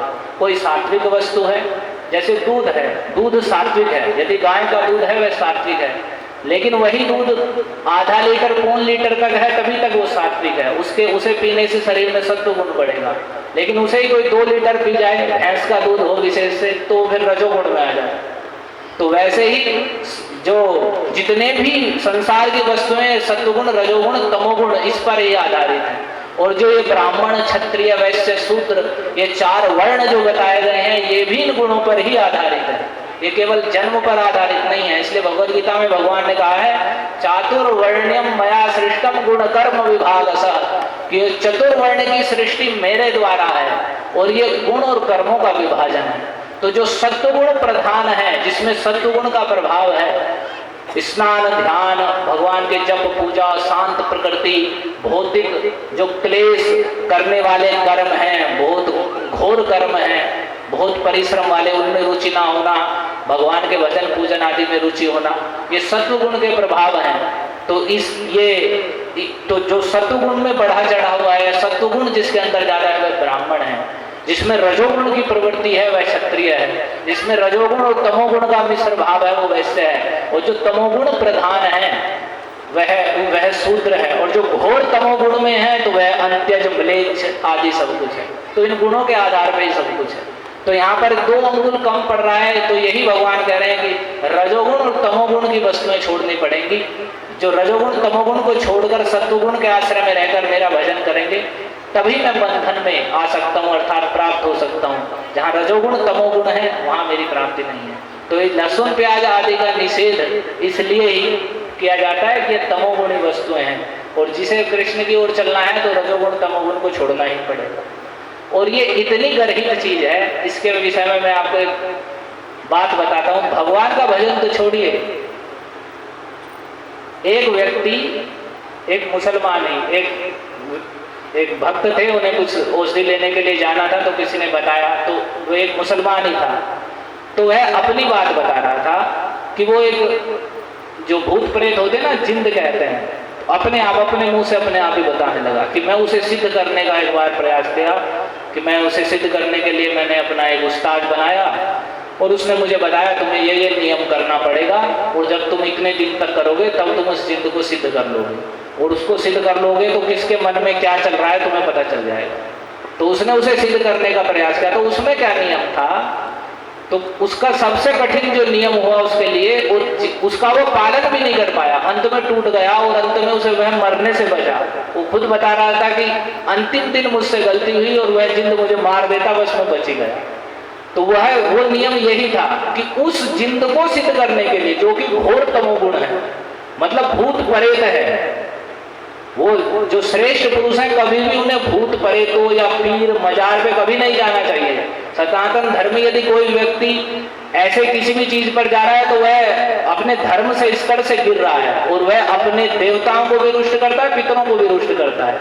सनातन धर्मावलंबी व्यक्ति के लिए कार्य नहीं है वह किसी पीर या मजार पर जाए, और भूल कर भी नहीं जाना चाहिए। उससे बहुत बड़ा अपराध होता है कि हम भगवान की सेवा छोड़ के क्या भूत प्रेतों के पास जा रहे हैं। और भगवद गीता में भगवान ने साफ कहा है, देवान देव यजो यान्ति पितॄन् यान्ति पितृव्रताः भूतानि यान्ति भूतेज्या यान्ति मद्याजिनोऽपिमाम्, कि हे अर्जुन, जो देवताओं की पूजा करते हैं वे उन देवताओं को प्राप्त होते हैं, और जो पितरों की पूजा करते हैं वे पितर लोक को प्राप्त होते हैं। और भूतानि यान्ति भूतेज्या, जो भूत प्रेतों की उपासना करते हैं वे भूत प्रेत ही बनते हैं।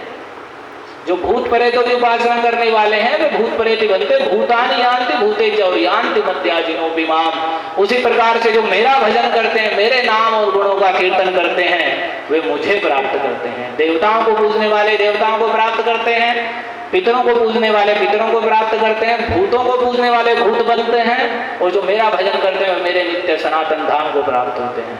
हरे कृष्णा कृष्णा कृष्णा हरे हरे, हरे राम राम राम हरे। तो मैं इसलिए ही बता रहा था कि वह उस तमोगुण को, यानी घोर तमोगुण, वो भूत प्रेत है, उसे प्रसन्न करना चाह रहा था, तो भी उसके लिए उसे नियम था कि उतने दिन तक, जितने दिन तक वह उसे सिद्धि करनी है, उसे लहसुन प्याज छोड़नी पड़ेगी। और वो छोड़ी, और अंतिम दिन उससे गलती हुई, और उसके कारण उसने बताया कि गलती के कारण बस मैं उस दिन मरने से बच गया। और उसके उस्ताद ने बताया कि बस तू कैसे बच गया, तेरा भाग्य था, नहीं तो आज वो तुझे मार के चला जाता। तो एक भूत प्रेत को सिद्ध करने के लिए भी लहसुन प्याज छोड़ना पड़ रहा है। तो जब भगवान का भजन करना है तो वहां तो तमोगुण छोड़ना ही पड़ेगा। तो इसके ध्यान देना चाहिए। नहीं तो लोग कहते हैं अरे इसे छोड़ने की क्या जरूरत है, इसे खाने से क्या होगा। जैसे हम औषधि लेते हैं, किसी वैद्य के पास या किसी डॉक्टर के पास जाते हैं, हमें कुछ रोग है तो वह औषधि दवाई प्रदान करता है, और साथ ही साथ वह निषेध कर देता है कि तुम्हें ये चीज नहीं खानी है। कोई व्यक्ति कहे अरे नहीं दवाई ले लेंगे हम, तो ये क्यों खाना छोड़ेंगे। तो फिर जब उस जो निषेध बताया गया उसका पालन नहीं करेंगे तो फिर दवाई भी कुछ काम नहीं करेगी। तो वैसे ही यदि हम भगवान की ओर चलना चाहते हैं तो उसके लिए निषेध भी बताया जाता है। तो विधि यही है कि भगवान के नाम का कीर्तन करना है, भगवान को प्रणाम करना है, भगवान को भोग लगा के खाना है, भगवान की आरती पूजा करनी है। और निषेध यही है कि ये जो विशेष करके 4 निषेध जो बताए गए हैं, मांसाहार न करना, अभक्ष्य पदार्थों का भोजन न करना जिसमें लहसुन प्याज रहता है, और चाय भी आता है। जो आजकल जो बाजार में चाय मिल रही है ये भी नहीं पीनी चाहिए, क्योंकि उनके अंदर नशा होता है, लत पड़ती है उससे, और उसका बहुत बुरा परिणाम होता है। एक बार जिसे पीने की आदत पड़ जाती है, उसे कुछ 8-10 साल तक जिसने लगातार चाय पी है, तो ये निरीक्षण किया गया है कि उसे जीवन में एक ना एक ऑपरेशन करवाना ही पड़ता है। ये इतनी नशीली चीज़ हैं और ये बनाई जा रही है। यहाँ तक कि जो आप ये कोल्ड ड्रिंक और क्या क्या ये आजकल छोटे छोटे पैकेट में आ रहा है सब पी रहे हैं, उनमें भी ऐसी वस्तुएं डाली जाती हैं जिससे उसे पीने की आपको आदत पड़े और आप बार बार जाकर उसे खरीदें और उससे उनका उत्पादन बढ़े, बिजनेस बढ़े और वे पैसा कमाएं। ऐसी वस्तुएं डाली जाती हैं। इसलिए देखा भी जाता है कि किसी चीज़ को, बाजारी वस्तु खाने की लोगों को लत पड़ जाती है, क्योंकि उसके अंदर वैसी चीज़ें डाली जाती हैं। अभी वह युग नहीं है कि कोई खाने की वस्तु बना रहा है तो उसका उद्देश्य यह है कोई खाए तो बीमार ना हो जाए। उसका एक ही उद्देश्य है कि ज़्यादा से ज़्यादा खाए, वो बीमार हो या कुछ भी हो, मैं ज़्यादा से ज़्यादा धन कमा लूँ। तो इसलिए जो भी बाह्य वस्तुएं हैं, विशेषकर गांव में रहने वाले लोगों को उन चीज़ों से बचना चाहिए, क्योंकि ये सब नशे की वस्तुएं हैं। और अपने घर में शुद्ध सात्विक बनाकर भगवान को भोग अर्पित करके तुलसी पत्र डाल के उसे खाना चाहिए। और उसे खाने का ही इतना सुंदर प्रभाव है कि आधी शुद्धि तो उससे ही हो जाएगी, क्योंकि पता है ना कि सत्वगुण, रजोगुण, तमोगुण की सारी वस्तुएं हैं। तो जब हम रजोगुण और तमोगुण की वस्तुओं का ही त्याग कर देंगे तो जो हमारे अंदर भी रजोगुण, क्रोध, काम, क्रोध, लोभ, ईर्ष्या, द्वेष के भाव है, धीरे धीरे अपने आप ही क्षीण होंगे।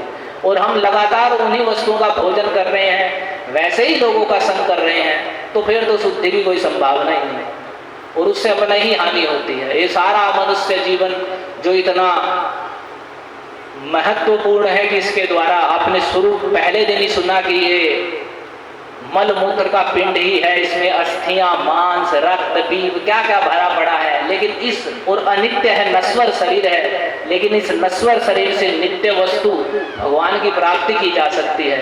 तो ऐसा कौन बुद्धिमान व्यक्ति होगा जो इस अनित्य शरीर को प्राप्त करके कृष्ण भजन के द्वारा भगवत प्राप्ति की इच्छा नहीं करेगा। लेकिन ऐसे बहुत बुद्धिमान लोग नहीं हैं। प्राय लोग इस शरीर में ही मैं की बुद्धि करके और इसी शरीर के लिए अपना पूरा जीवन बर्बाद करते हैं। ठीक पशुओं जैसी स्थिति है। ये पशुओं का एक ही कार्य है, सुबह उठना, भोजन तलाश करना, आहार निद्रा भय मैथुनम च। इसलिए कहा गया है कि आहार, निद्रा, भय और मैथुन, पूरा संसार केवल इन्हीं 4 कार्यों में व्यस्त है। यदि आप सुंदर रूप से विचार करेंगे, आहार यानी भोजन करना, अपनी इंद्रियों को भोग प्रदान करना, इसे आहार कहते हैं। निद्रा का अर्थ है सोना, और भय का अर्थ है भयभीत होना और अपनी रक्षा के लिए साधन जुटाना, और मैथुन स्त्री पुरुष का संग, संतान उत्पन्न करना आदि। तो ये मनुष्यों में और पशुओं में समान है। ये मनुष्य भी करते हैं, पशु भी करते हैं। और यदि मनुष्य केवल इन्हीं कार्यों को कर रहे हैं तो ये मनुष्य नहीं है, पशु ही हैं। इसलिए कहा गया आहार निद्रा भय मैथुनं च सामान्यमेत पशुभिः नराणाम्। आहार, निद्रा, भय और मैथुन, इस विषय में पशुओं के साथ मनुष्यों की सामान्यता है। तो विशेषता क्या है फिर मनुष्यों की? तो कह रहे धर्मो हि तेषाम् अधिको विशेषो, कि उनमें अधिक और विशेष है कि वे धर्म का पालन कर सकते हैं। उनके लिए धर्म का विधान है। धर्म के 2 स्वरूप हैं। एक तो लौकिक धर्म, सदाचार रूपी धर्म, जैसे एक पुत्र का कर्तव्य है, एक पिता का कर्तव्य है, एक पति का कर्तव्य है, पत्नी का कर्तव्य है, एक शिक्षक का कर्तव्य है, एक छात्र का कर्तव्य है, एक समाज में एक व्यक्ति का कर्तव्य है। जो ये आदि धर्म है, सुबह स्नान करना, शुद्ध सात्विक रहना, सबसे अच्छे से बोलना, एक पुत्र है तो पिता का सम्मान करना, पिता का जो कर्तव्य है, जो सब शास्त्रों में बताए गए हैं, जो जो नियम बताए गए हैं, लौकिक धर्म के अंतर्गत है। तो ये लौकिक धर्म एक नित्य धर्म, यानी हम एक जीवात्मा हैं और हमारा भगवान के प्रति नित्य संबंध है, तो उनकी भक्ति नित्य धर्म है। तो ये मनुष्य में अधिक विशेष है। ये मनुष्य कर सकता है। मनुष्य ही सामान्य धर्म का पालन कर सकता है कि मुझसे बड़ा व्यक्ति जा रहा है तो मैं उसे नमस्कार करूं, राम राम करूं, या भगवान का मंदिर है तो भगवान को जाके प्रणाम करूं, इत्यादि धर्मों का, या मुख से मैं भगवान के नाम का कीर्तन करूं, मैं विचार करूं ये मनुष्य जीवन मुझे क्यों मिला हुआ है, क्या प्रयोजन है? हम जी रहे हैं, खा रहे हैं, सो रहे हैं, सुबह उठते हैं, कमाया खाया, रात को सो गए, फिर उठे, ऐसे ही पूरा जीवन बीत गया। बहुत लड़ाई झगड़े कर लिए, लड़ गए, मर गए, क्या क्या हो गया। क्या जीवन का उद्देश्य क्या है? इस चीज पर विचार करें, यह मनुष्य में अधिक विशेष है। और यदि ऐसा नहीं कर रहा है और केवल आहार निद्रा भय मैथुन कर रहा है, तो कह रहे हैं धर्मो ही तेषाम अधिको विशेषो धर्मेण हीना पशु ही समाना। तो जो धर्म से हीन है, भगवान की भक्ति से हीन है, और जो श्रीमद् भगवद गीता जो मनुष्य ही पढ़ सकता है, श्रीमद् भागवत का श्रवण मनुष्य ही कर सकता है, दूसरे नहीं कर सकते। बाकी जितने भी आप कार्य कर रहे हैं, आहार कर रहे हैं, बस अंतर इतना है कि हम अपने घर में खा रहे हैं, सुंदर सुंदर लोग टेबल मेज पे बैठ के खा रहे हैं, बेड लगा के हम सो रहे हैं, तो वे कार्य वही कर रहे हैं, केवल स्थान बदले हुए हैं। तो वही कार्य यदि हम करने में व्यस्त हैं तो निश्चित रूप से पशु भी समाना। उसे कहा गया है साक्षात पशु उच्च विषाणहीन, कि वह साक्षात पशु है। जो व्यक्ति भगवान की भक्ति से हीन है और आत्म कल्याण के विषय में मनुष्य होकर भी चिंतन नहीं करता, वह साक्षात पशु है। बस इतना है कि उसके सींग और पूंछ नहीं है, लेकिन वह सींग और पूंछ के बिना पशु ही है, साक्षात पशु उच्च विषाणहीन। तो इन्हीं दोनों इसी बात को कह रहे हैं। तो इसलिए जो रजोगुण तमोगुण संबंधित वस्तु हैं उनका हमें निश्चित रूप से त्याग करना चाहिए, अवश्य ही। शुरू में क्योंकि हमें लत लगी हुई है उन्हीं वस्तुओं की, वैसे व्यवहार की, वैसे ही लोगों के संग में बैठने की, तो हमें छोड़ने में जोर पड़ेगा। लेकिन यदि हम भगवान से प्रार्थना करें, यहाँ राधा मदन मोहन जी साक्षात भगवान विराजमान है, और भगवान की अनुभूति तो तभी होगी, आपने देखा जब भगवान के निकट जाएंगे, सेवा करेंगे, तभी तो भगवान अपने स्वरूप का प्रकाश करेंगे। कभी भगवान को प्रणाम नहीं किया, बाह्य कार्यों में लगे हुए हैं, बाह्य बहिर्मुख, जो संसार में जिनकी मति फंसी हुई है, परस्पर ईर्ष्या द्वेष, जिसे देखो वो पर चर्चा, दूसरे की निंदा करने में, वो ऐसा है वो ऐसा है। और आजकल का जितना युवा समाज केवल काम वासना की अग्नि में जल रहा है, मोबाइल हाथ में लिए हुए, तो उसमें ही मति लगी हुई है। तो वो फिर कैसे आप सोच सकते हैं कि भगवान कुछ कृपा करें और भगवान हमारा कुछ कल्याण का विधान करें? जब जाएंगे भगवान को प्रणाम करेंगे, प्रार्थना करेंगे, तभी तो कल्याण करेंगे। तो इसलिए यहाँ पर कह रहे हैं कि भगवान कि रजोगुण और तमोगुण के भाव, इन दो गुणों के भाव से मैं कभी मेरी प्राप्ति या मेरी ओर उन्मुख नहीं हुआ जाता। वे दो अंकुल ये बता रहे हैं कि रजोगुण और तमोगुण को छोड़कर कृष्ण का भजन सत्वगुण में स्थिर रहकर करना होगा। और यशोदा माता ने छोटी बड़ी अनेकों रस्सियां अलग अलग एक साथ भगवान की कमर में लगाई, परंतु वे पूरी न पड़ सकी, क्योंकि भगवान में छोटे बड़े का कोई भेद नहीं है। कह रहे हैं कि उन्होंने छोटी रस्सियां भी बांधी और बड़ी रस्सियां भी। ऐसा नहीं है कि छोटी रस्सी आई तो भगवान नहीं बंधे और बड़ी रस्सी आ गई तो बंध गए। तो कह रहे हैं कि भगवान में छोटे बड़े का कोई भेद नहीं है। कोई संसार में गए मैं बहुत बड़ा हूँ, बहुत पैसे वाला हूँ, और कोई अत्यंत गरीब है तो भगवान सोचेंगे कि नहीं ये पैसे वाला है, इसकी बात ज्यादा सुनते। नहीं, कोई भेद नहीं है। अगर भक्ति से हीन है तो कितने ही संसारिक गुणों या संसारिक धन संपत्ति सौंदर्य ऊंचे कुल का जन्म किसी भी चीज से युक्त है तो उसको कोई वैल्यू नहीं है उसकी, और भक्ति से युक्त है तो भगवान उसे निश्चित रूप से स्वीकार करते हैं। तो यहाँ यही कह रहे हैं छोटी बड़ी सभी रस्सियां आई, लेकिन भगवान किसी से बंधन में नहीं आए, क्योंकि उनमें छोटे बड़े का कोई भेद नहीं है। और रस्सियों ने कहा कि भगवान के समान अनंतता और अनादिता और विभुता हम लोगों में नहीं है, इन्हें बांधने की बात मत करो। जैसे नदियां समुद्र में समा जाती हैं, वैसे ही सारे के सारे रस्सियां जो गुण स्वरूप हैं वे अनंत गुण भगवान में ही समा गए, और वे भगवान में ही समा गए और अपनी ही सत्ता खो बैठे। जैसे नदियां समुद्र में मिलती हैं तो समुद्र में कोई परिवर्तन नहीं आता, तो वैसे ही वे सारी रस्सियां रूपी जो गुण है वे अनंत गुण भगवान में आए तो भगवान में कोई परिवर्तन नहीं आया, क्योंकि वे अनंत गुण वाले हैं। तो इसी कारण से भगवान नहीं बंधे और रस्सियां कम पड़ती गई। और फिर यहाँ कह रहे हैं माता यशोदा विस्मित हो गई, आश्चर्यचकित हो गई। तो आश्चर्यचकित हो गई, क्या आश्चर्य हुआ कि देखो तो देखो, वे मन ही मन सोचती हैं इसकी कमर मुट्ठी भर की है, फिर भी सैकड़ों हाथ लंबी रस्सी से यह नहीं बंध रहा। सैकड़ों हाथ लंबी रस्सी आगे बांध रहे हैं फिर भी नहीं बंध रहा है, और इतनी सी छोटी सी। तो आप स्वयं आश्चर्य करिए कैसा लग रहा होगा माता यशोदा को कि छोटे से कृष्ण है इतनी बड़ी बड़ी रस्सी ला रहे हैं, और क्या चमत्कार हो जा रहा है, जैसे ही बांध रहे हो धोन कम पड़ जा रही है। तो कह रहे हैं कि इतनी छोटी सी है और कमर तिल मात्र भी मोटी नहीं होती। ऐसा नहीं है कि जैसे रस्सी आती है तो भगवान बड़ा रूप कर लेते हैं, उतने ही दिखते हैं, लेकिन कमर तिल मात्र भी मोटी नहीं होती, रस्सी 1 अंगुल भी छोटी नहीं होती। ऐसा नहीं है कि रस्सी कम दिख रही है उन्हें, रस्सी अचानक छोटी हो गई है, रस्सी भी उतनी लंबी दिख रही है, लेकिन भगवान बंध नहीं रहे। तो जो आप जिसके लिए ये कथा कही गई है कि भगवान का अनंत ऐश्वर्य जो प्रकट हुआ, ईश्वर का, परमेश्वर का, तो माता यशोदा जब बांधने लगी तो वो अपने आप प्रकट हो गई। यानी जो भगवान की ऐश्वर्य शक्ति है वो सामने आ गई कि भला कैसे इन्हें कौन बांध सकता है। माता यशोदा बांध रही है तो ऐश्वर्य शक्ति सामने आके प्रकाश कर दिया कि नहीं, ये बंधन में आने वाली नहीं। तो उनके आश्चर्य के कारण में कहते हैं कि कमर भी मोटी नहीं हो रही है, रस्सी भी 1 अंगुल भी छोटी नहीं हो रही है, फिर भी नहीं बन रहा है। कैसा आश्चर्य है। और आश्चर्य क्या है कि हर बार 2 अंगुल की कमी होती है, ना तो 3 की, ना 4 की, ना 1 की, बार बार कितनी रस्सी बांधो केवल 2 अंगुल कम। तो कह रहे हैं कैसा चमत्कार है। इसी कारण से माता यशोदा विस्मित हो गई, उन्हें मुस्कुरा भी रही और विस्मित हो रही है, और वैसे ही देख के गोपियां भी विस्मित हो रही हैं।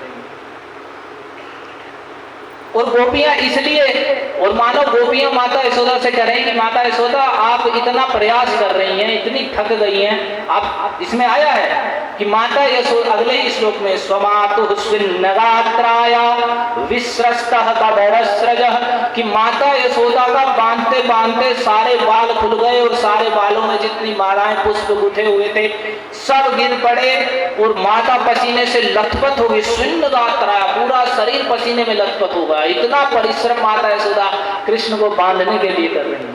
तो ऐसा परिश्रम देखकर कृष्ण नहीं बंध रहे हैं। सारी गोपियां आसपास की सब इकट्ठी हो गई हैं, वे हंस रही हैं और कह रही हैं कि आप इसे मत बांधिए, विधाता ने इसके मस्तक पे बंधन लिखा ही नहीं है, आप इसे गलत बांधने का प्रयास कर रही हैं। लेकिन जब इस प्रकार से बांधने लगी माता यशोदा तो कहते हैं कि भगवान श्री कृष्ण जो सदा प्रेम के वशीभूत हो जाते हैं, तो भगवान मानो के ऐश्वर्य शक्ति को कहा कि नहीं नहीं, अब तुम यहाँ पर प्रकाश मत करो। और स्वमातु स्विन्नगात्राया विस्रस्तः कबरस्रजः दृष्ट्वा परिश्रमं कृष्ण कृपयासीत् स्वबंधने, कि जब भगवान श्री कृष्ण ने देखा कि मेरी माता का शरीर पसीने से लथपथ हो गया है और चोटी में गुथी मालाएं गिर गई हैं और वे बहुत थक भी गई हैं, तो दृष्टवा परिश्रमम कृष्ण, उनका इतना भारी श्रम, परिश्रम का अर्थ बहुत जारी परिश्रम, भारी परिश्रम, इतनी मेहनत वे कर रही हैं मुझे बांधने के लिए। तो भगवान जब देखते हैं कोई जीव मेरी प्रसन्नता के लिए इतना परिश्रम कर रहा है, दिन रात मेरे नाम का कीर्तन कर रहा है, उसकी एक एक चेष्टा केवल मुझे प्रसन्न करने के लिए, मेरी सेवा के लिए है, तो भगवान की कृपा शक्ति सामने आ जाती है। भगवान कभी बंधन में नहीं आते। कोई भी साधन या कोई भी अपनी तपस्या के बल से भगवान को नहीं बांध सकता। आपने पीछे ही सुना कि योगियों का तपस्या से प्रेरित मन भी उन्हें नहीं पकड़ सकता, वो केवल उनकी अंग कांति ब्रह्म ज्योति तक सीमित रह जाता है। भगवान के दिव्य सच्चिदानंद घन शरीर का दर्शन नहीं कर पाते वे, तो वे भगवान किसी के बंधन में नहीं है, क्योंकि वे भगवान है, लेकिन उनकी कृपा शक्ति है। इसलिए कहते हैं हे कृष्ण करुणा सिंधो, हे करुणा के समुद्र हैं, कृपा के समुद्र हैं। तो माता यशोदा उन्हें बांधने का प्रयास कर रही हैं, वो भी कृष्ण के लिए। आपने सुना इसलिए बांध रही हैं ताकि कृष्ण कहीं बाहर ना चला जाए, थोड़ी देर शांत रहे, तो स्नेह के कारण ही वे कृष्ण को बांध रही हैं। तो कृपा के वशीभूत भगवान हो गए और कृपा करके स्वयं ही अपनी इच्छा से ही स्वयं ही अपनी माता के बंधन में बंध गए। हरे कृष्णा कृष्णा कृष्णा हरे हरे, हरे राम राम राम हरे हरे। इसलिए जो पहले हमने श्लोक गाया था दामोदराष्टकम का, तो यहाँ पर जो भगवान बंधे हैं तो उसमें स्पष्ट रूप से लिखा है कि जब भगवान एक ही श्लोक में कहा है रुदंतम मुहुर्नेत्र युग्मम मृजंतम कराम्भोज युग्मेन सातंक नेत्रम मुहुश्वासकं त्रिरेखांक कंठ स्थितग्रैव दामोदरम भक्ति बद्धम, कि वे भगवान के उदर में दाम यानी यशोदा मैया ने रस्सी से बांध रही थी, उनके उदर में बांध रही थी, तो भगवान का नाम हुआ यहाँ दामोदर। श्री श्री दामोदर भगवान की जय। वृंदावन में एक मंदिर भी है, राधा दामोदर मंदिर। वो जो श्री विग्रह हैं वे श्रीपाद जीव गोस्वामी द्वारा सेवित हैं, राधा दामोदर मंदिर। तो यहाँ पर कह रहे हैं कि वे दामोदर कैसे हैं, तो कह रहे हैं भक्ति बद्धम। वास्तव में वे रस्सियों के द्वारा नहीं बंधे, वे तो माता यशोदा के उस परिश्रम, उस भक्ति के द्वारा ही बंध गए और स्वयं ही बंधन में आ गए। यहाँ पर भगवान स्वतंत्र हैं, जो कुछ करते हैं वे किसी की प्रेरणा से नहीं करते, अपनी इच्छा से ही करते हैं। तो वही स्वतंत्रता भी यहाँ कह रहे हैं, वे अपनी इच्छा से ही बंधन में आ गए, स्वबंधन है, अपने आप बंधन में आए। ये नहीं कि वे जबरदस्ती किसी ने उन्हें बांध दिया, वे स्वयं माता यशोदा के प्रेम और भक्ति और परिश्रम के वशीभूत होकर उनके बंधन में आ गए। तो यहाँ पर कहते हैं कि भगवान कहने लगे कि मैं अपने भक्त के छोटे से छोटे गुण को भी पूर्ण कर देता हूँ। तो माता यशोदा की जो गुण यानी रस्सियां हैं छोटी पड़ रही हैं, तो अब मैं ही इन्हें पूर्ण कर देता हूँ, ऐसा सोचकर भगवान ने अपने आप को ही बंधन के योग्य बना दिया। और फिर भगवान एक चीज मानो भगवान कह रहे हैं कि यद्यपि इस लीला के द्वारा भगवान मानो कह रहे हैं कि यद्यपि मुझ में अनंत अचिंत्य कल्याण गुण निवास करते हैं, अनंत भगवान में अनंत और अचिंत्य कल्याणमय गुण हैं, फिर भी वे तब तक अधूरे ही रहते हैं जब तक मेरे भक्त अपने गुणों से उन पर मोहर नहीं लगा देते कि भगवान इतने दयालु हैं, इतने कृपालु हैं। जब तक भक्त लोग अपने सेवा के द्वारा अपने गुणों से उन पर मोहर नहीं लगा देते, यानी दिखा नहीं देते कि वास्तव में भगवान इतने दयालु हैं, तब तक वे गुण अधूरे ही हैं। तो यही सोचकर माँ मैया के गुणों वात्सल्य स्नेह आदि और रज्जु से उन्होंने अपने आप को पूर्णोदर दामोदर बना लिया। और भगवान श्री कृष्ण इतने कोमल हृदय हैं कि अपने भक्त के प्रेम को पुष्ट करने वाला परिश्रम भी सहन नहीं करते। वे अपने भक्त को परिश्रम से मुक्त करने के लिए स्वयं ही बंधन स्वीकार कर लेते हैं। जब भगवान देखते हैं कि मेरे लिए परिश्रम कर रहा है, तो माता यशोदा का परिश्रम देखकर वे बंधन में आ गए। तो भगवान किसी जीव को अपनी प्राप्ति के लिए परिश्रम करते हुए देखते हैं, तो भगवान ज्यादा परिश्रम सहन नहीं करते और स्वयं ही उसके कृपा पूर्वक उसके बंधन में आ जाते हैं। और फिर कहते हैं कि भगवान एक और विशेषता तत्व दृष्टि की बात कर रहे हैं। क्या तत्व दृष्टि? कि देखो जो वस्तु आगे भी नहीं दिखाई दे रही है, पीछे भी नहीं दिखाई दे रही है, केवल बीच में दिखाई दे रही है, तो वह झूठी होती है। यानी उसका आदि और अंत नहीं दिखाई दे रहा, केवल बीच में दिखाई पड़ रही है, तो झूठी होती है।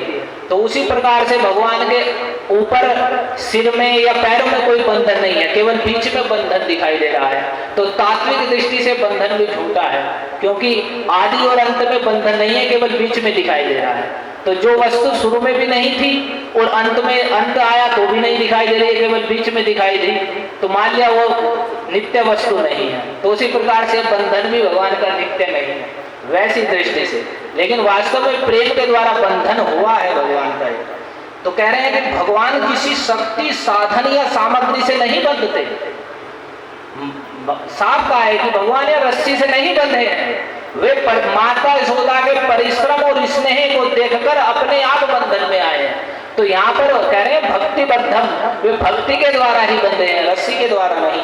तो किसी भी शक्ति साधन और सामग्री से नहीं बंधते। यशोदा जी के हाथों श्याम सुंदर को न बंधते देखकर पास पड़ोस की ग्वालिन इकट्ठी हो गई और कहने लगी, यशोदा जी लाला की कमर तो मुट्ठी भर की ही है और छोटी सी किंकणी इसमें रुंझुन कर रही है। अब यह इतनी सारी रस्सियों से नहीं बंधता तो जान पड़ता है विधाता ने इसके ललाट में बंधन नहीं लिखा है, इसलिए तुम यह उद्योग छोड़ दो। लेकिन फिर भी माता यशोदा ने कहा कि चाहे संध्या हो जाए, पूरे गांव की क्यों न रस्सी इकट्ठी हो जाए, लेकिन अगर आज इसे बांधना है तो मैं इसे बांध के ही छोड़ू। तो माता यशोदा का ऐसा जो हट है वह भी प्रेम को सूचित कर रही है। ऐसे हट को देखकर तो जहाँ ऐसे श्रेष्ठ भक्त लोग भगवान के लिए हट कर लेते हैं, तो भगवान अपनी हट छोड़ देते हैं, उनकी हट ही पूरी कर देते हैं। और भगवान बंधते हैं तब जब भक्त की थकान देखकर कृपा परवश हो जाते हैं। तो इसी कारण से भगवान बंध गए और माता यशोदा के बंधन में बंध गए। तो यहाँ बड़ा ही श्लोक, बड़ा ही सुंदर इसी बात पे कि अपनी माता के परिश्रम को देखकर भगवान श्री कृष्ण अपनी कृपा के द्वारा स्वयं बंधन में आ गए। तो सुखदेव गोस्वामी कथा जोड़ के एक बड़ी बात कह देते हैं, एवं संदर्शिता ह्यंग हरिणा भृत्यवस्यता स्ववसेनापि कृष्णेन यस्येदं सेश्वरं वसे। कह रहे हे परीक्षित सुनो, देखो भगवान श्री कृष्ण परम स्वतंत्र हैं। ब्रह्मा, रुद्र, इंद्र आदि के साथ ही संपूर्ण जगत उनके वश में है। सारे ईश्वर, बड़े बड़े लोकपालों सहित सारा जगत जो अपने ही वश में रखते हैं और स्वयं किसी के वश में नहीं है, अपने ही वश में है। उन्होंने इस लीला के द्वारा भली भांति दिखा दिया, संदर्शिका एवं इस प्रकार दिखा दिया, हरिणा भगवान श्री हरि के द्वारा दिखाया गया भृत्यवश्यता, कि मैं अपने भृत्यों, अपनी प्रेमी सेवकों के मैं वश में हो जाता हूँ। भले ही मैं पूरे संसार को वश में करने वाला हूँ, लेकिन अपने प्रेमी भक्तों के वश में हो जाता हूँ। इस प्रकार बनकर उन्होंने संसार को यह दिखला दिया कि मैं अपने प्रेमी भक्तों के वश में हूँ। किस प्रकार से भगवान पूरे संसार को वश में रखते हैं, इसके विषय में जब युधिष्ठिर महाराज को सरसैया पर पितामह भीष्म लेटे हुए हैं, उस समय कुछ श्लोकों में कृष्ण की परमेश्वरता का वर्णन करते हैं कि द्यौः सचंतार्क नक्षत्रा खम दिशो भूर्महोदधि वासुदेवस्य वीरेण विदितानि महात्मनः, कि यह संपूर्ण स्वर्ग, चंद्र और सूर्य सहित सारे नक्षत्र, आकाश, दिशाएं, भूमि और संपूर्ण समुद्र, ये सब भगवान वासुदेव के बल से ही स्थिर रहते हैं। और ससुरासुर गंधर्वम, सुर असुर गंधर्वों सहित यक्ष, नाग और राक्षसों सहित ये जगत, ससुरासुर गंधर्वम सयक्षोरग राक्षसम जगत वसे वर्ततेदं कृष्णस्य सचराचरम, यह संपूर्ण जगत सुर असुर गंधर्व यक्ष नाग राक्षसों सहित यह चर अचर संपूर्ण जगत कृष्ण के वश में है। और ऋषि, पितर, देवता, पंच महाभूत, सारी धातुएं, जंगम अजंगम, ये सारा जगत नारायण श्री कृष्ण से ही उद्भूत होता है। तो यह संपूर्ण यह कृष्ण से ही उद्भूत होता है और कृष्ण के ही वश में है। और बड़े बड़े लोकपाल जिनके वश में रहते हैं। तो महाराज परीक्षित से सुखदेव गोस्वामी कहते हैं, देखो उन्होंने इस लीला के द्वारा दिखा दिया कि मैं अपने भक्तों के वश में हो जाता हूँ। हरे कृष्णा कृष्णा कृष्णा हरे हरे, हरे राम राम राम हरे हरे। एक बड़ी बात कहते हैं यहाँ, तो वो सुखदेव गोस्वामी कह रहे हैं कि नेमं विरिंचो न भवो न श्रीरप्यंग संश्रया प्रसादम ले धीरे गोपी यत्तत् प्राप विमुक्तिदात, कि देखो गोपी यशोदा ने विमुक्ति प्रदान करने वाले भगवान मुकुंद से जो कुछ अनिर्वचनीय कृपा प्रसाद या सुख प्राप्त किया, वह कृपा तो अपने पुत्र होने पर ब्रह्मा को भी प्राप्त नहीं हुई, शंकर को भी प्राप्त नहीं हुई, और वक्ष स्थल पर रहने वाली और सदा चरणों की सेवा करने वाली लक्ष्मी को भी वह प्रसाद, वह कृपा प्राप्त नहीं हुई जो इन विमुक्ति प्रदान करने वाले, मुक्ति से भी श्रेष्ठ अपनी प्रेमा भक्ति प्रदान करने वाले भगवान श्री कृष्ण से इन यशोदा जो गोपी हैं, उन्हें जो सुख, जो आनंद, जो कृपा प्रसाद कृष्ण का मिला है कि वे उनके बंधन में आ गए हैं, ये कृपा प्रसाद तो ना विरिंची शंकर ब्रह्मा जी को प्राप्त हुआ, ना शंकर को प्राप्त हुआ, और ना ही उनके निरंतर सेवा करने वाली लक्ष्मी को प्राप्त हुआ। इतनी यशोदा जी की विशेषता है, इतनी श्रेष्ठ यशोदा जी हैं। और एक और विशेष बात कहते हैं कि नायम सुखातो भगवान देहि नाम गोपिका सुतः ज्ञानी नाम चात्मभूता नाम यथा भक्ति मितामी है। ये गोपिका नंदन, यशोदा नंदन भगवान श्री कृष्ण अपने अनन्य प्रेमी भक्तों के लिए जितने सुलभ हैं, जितनी सुगमता से प्राप्त हो जाते हैं अपने भक्तों के लिए, जो उनकी भक्ति करते हैं, उन्हें नमस्कार करते हैं, उनके नाम का कीर्तन करते हैं, उन्हें प्रणाम करते हैं, एक एक चेष्टा, एक एक क्रिया इसलिए करते हैं कि कृष्ण प्रसन्न हो, और भगवान को आरती करते हैं, उन्हें नमस्कार करते हैं। अनेकों भक्ति की क्रियाएं हैं जिसमें श्रीमद् भागवत का श्रवण, उनकी कथा का श्रवण और उनके नाम का कीर्तन सबसे मुख्य है। तो इस प्रकार से जो अनन्य प्रेम से इस भक्ति की क्रिया को करते हैं, ऐसे अनन्य प्रेमी भक्तों के लिए जितनी सुगमता से उनकी प्राप्ति होती है, वैसी जो देह के अभिमान में रहने वाले मैं ये शरीर हूं और मैं अच्छे अच्छे भोग प्राप्त करूंगा, इसलिए बड़े बड़े देवताओं की बड़ी बड़ी पूजा करूंगा और बड़े बड़े फल प्राप्त करूंगा और संसार में सर्वश्रेष्ठ कहलाऊंगा, ऐसे देहाभिमानी कर्मकांडी अथवा तपस्वियों को कि मैं बड़ी खड़ी तपस्या करूंगा, जल में खड़ा रहूंगा, ऐसे तपस्वियों को जो भक्ति से रहित हैं, और स्वरूपभूत ज्ञानियों के लिए भी जो आत्मचिंतन करके कि मैं शरीर नहीं आत्मा हूं, इस प्रकार का चिंतन करके जिन्होंने शरीर की अहम बुद्धि को तो त्याग दिया है लेकिन भक्ति नहीं की है, ऐसे ज्ञानियों को भी वैसी भगवान प्राप्त नहीं होते, वैसे सुलभ नहीं है जैसे अपने प्रेमी अनन्य प्रेमी भक्तों को जो निरंतर प्रेम से अपने आप को उनके चरण कमलों में समर्पित करते हैं, उन्हें जितनी सुगमता से भगवान प्राप्त होते हैं। और अब यहाँ इतनी बात कह के कृष्ण बंधे हुए हैं और माता यशोदा ने उन्हें बांध दिया है। उनकी अद्भुत महिमा 3 श्लोकों में बताया कि भगवान जो संपूर्ण जगत को वश में रखने वाले हैं, उन्होंने दिखा दिया कि मैं अपने भक्तों के वश में हो जाता हूँ, और जो अपने भक्तों पर कृपा प्रसाद करते हैं, माता यशोदा पर जो कृपा प्रसाद उन्होंने किया वह ब्रह्मा और शंकर और लक्ष्मी को भी प्राप्त नहीं हुआ है। तो यशोदा जी को ब्रह्मा शंकर और लक्ष्मी से भी श्रेष्ठता दिखाई गई है कि माता यशोदा इनसे भी श्रेष्ठ हैं। और ये भगवान जितने यथा भक्ति मता में है, भक्ति से युक्त लोगों को जैसे यहाँ इस संसार में भजन करने वाले, भक्ति करने वाले को जितनी सुगमता से अपने स्वरूप का तत्व ज्ञान करा देते हैं, वैसे दूसरे अनेक प्रकार के कर्मकांड, आत्मज्ञान का अनुशीलन करने वाले अथवा तपस्वियों को वैसे भगवान अपना ज्ञान या अपनी प्राप्ति नहीं कराते हैं। अब दूसरा कहते हैं कि उधर माता यशोदा भगवान को बांधकर और दूसरे कार्यों में व्यस्त हो गई, और इधर भगवान को अब दूसरी बात स्मरण हो आई। जो 2 अंगुल कम पड़ा है उसका भी कारण एक आचार्यों ने बताया कि उस 2 अंगुल में भगवान दिखा रहे हैं कि आगे मुझे 2 व्यक्तियों का उद्धार करना है, नल कुबर मणिगिरी जो वृक्ष के रूप में है। तो अब उस कथा को यहाँ प्रारंभ करते हैं कि कृष्णस्तु विहकृतेषु विग्रह व्यग्रायां मातरि प्रभु अद्राक्षी दर्जुनौ पूर्वम गुह्यकौ धनदात्मजौ। इसके बाद नंदरानी यशोदा तो घर के काम धंधों में उलझ गई, और उखल में बंधे हुए भगवान श्याम सुंदर ने उन दोनों अर्जुन वृक्ष को मुक्ति देने की सोची जो पहले यक्षराज कुबेर के पुत्र थे। और वे कैसे वृक्ष बने तो इसे भी एक श्लोक में बताते हैं, आगे विस्तार से बताएंगे। पुराणारद सापेन वृक्षताम प्रापितो मदात। वे धन के बल के मद में अंधे हो गए थे, नारद जी के शाप के कारण वे वृक्ष बन गए। वे नग्न, नारद जी के सामने भी नग्न खड़े रहे मदोन्मत्त होकर। फिर नारद जी ने उन्हें शाप दे दिया था जिससे वे वृक्ष बन गए। उनका नाम नल कुबर और मणिग्रीव था और बड़ी संपत्ति से युक्त थे, और उस धन सौंदर्य ऐश्वर्य की पूर्णता के कारण इनका घमंड बढ़ गया था, और देवर्षि नारद ने इन्हें शाप दे दिया था।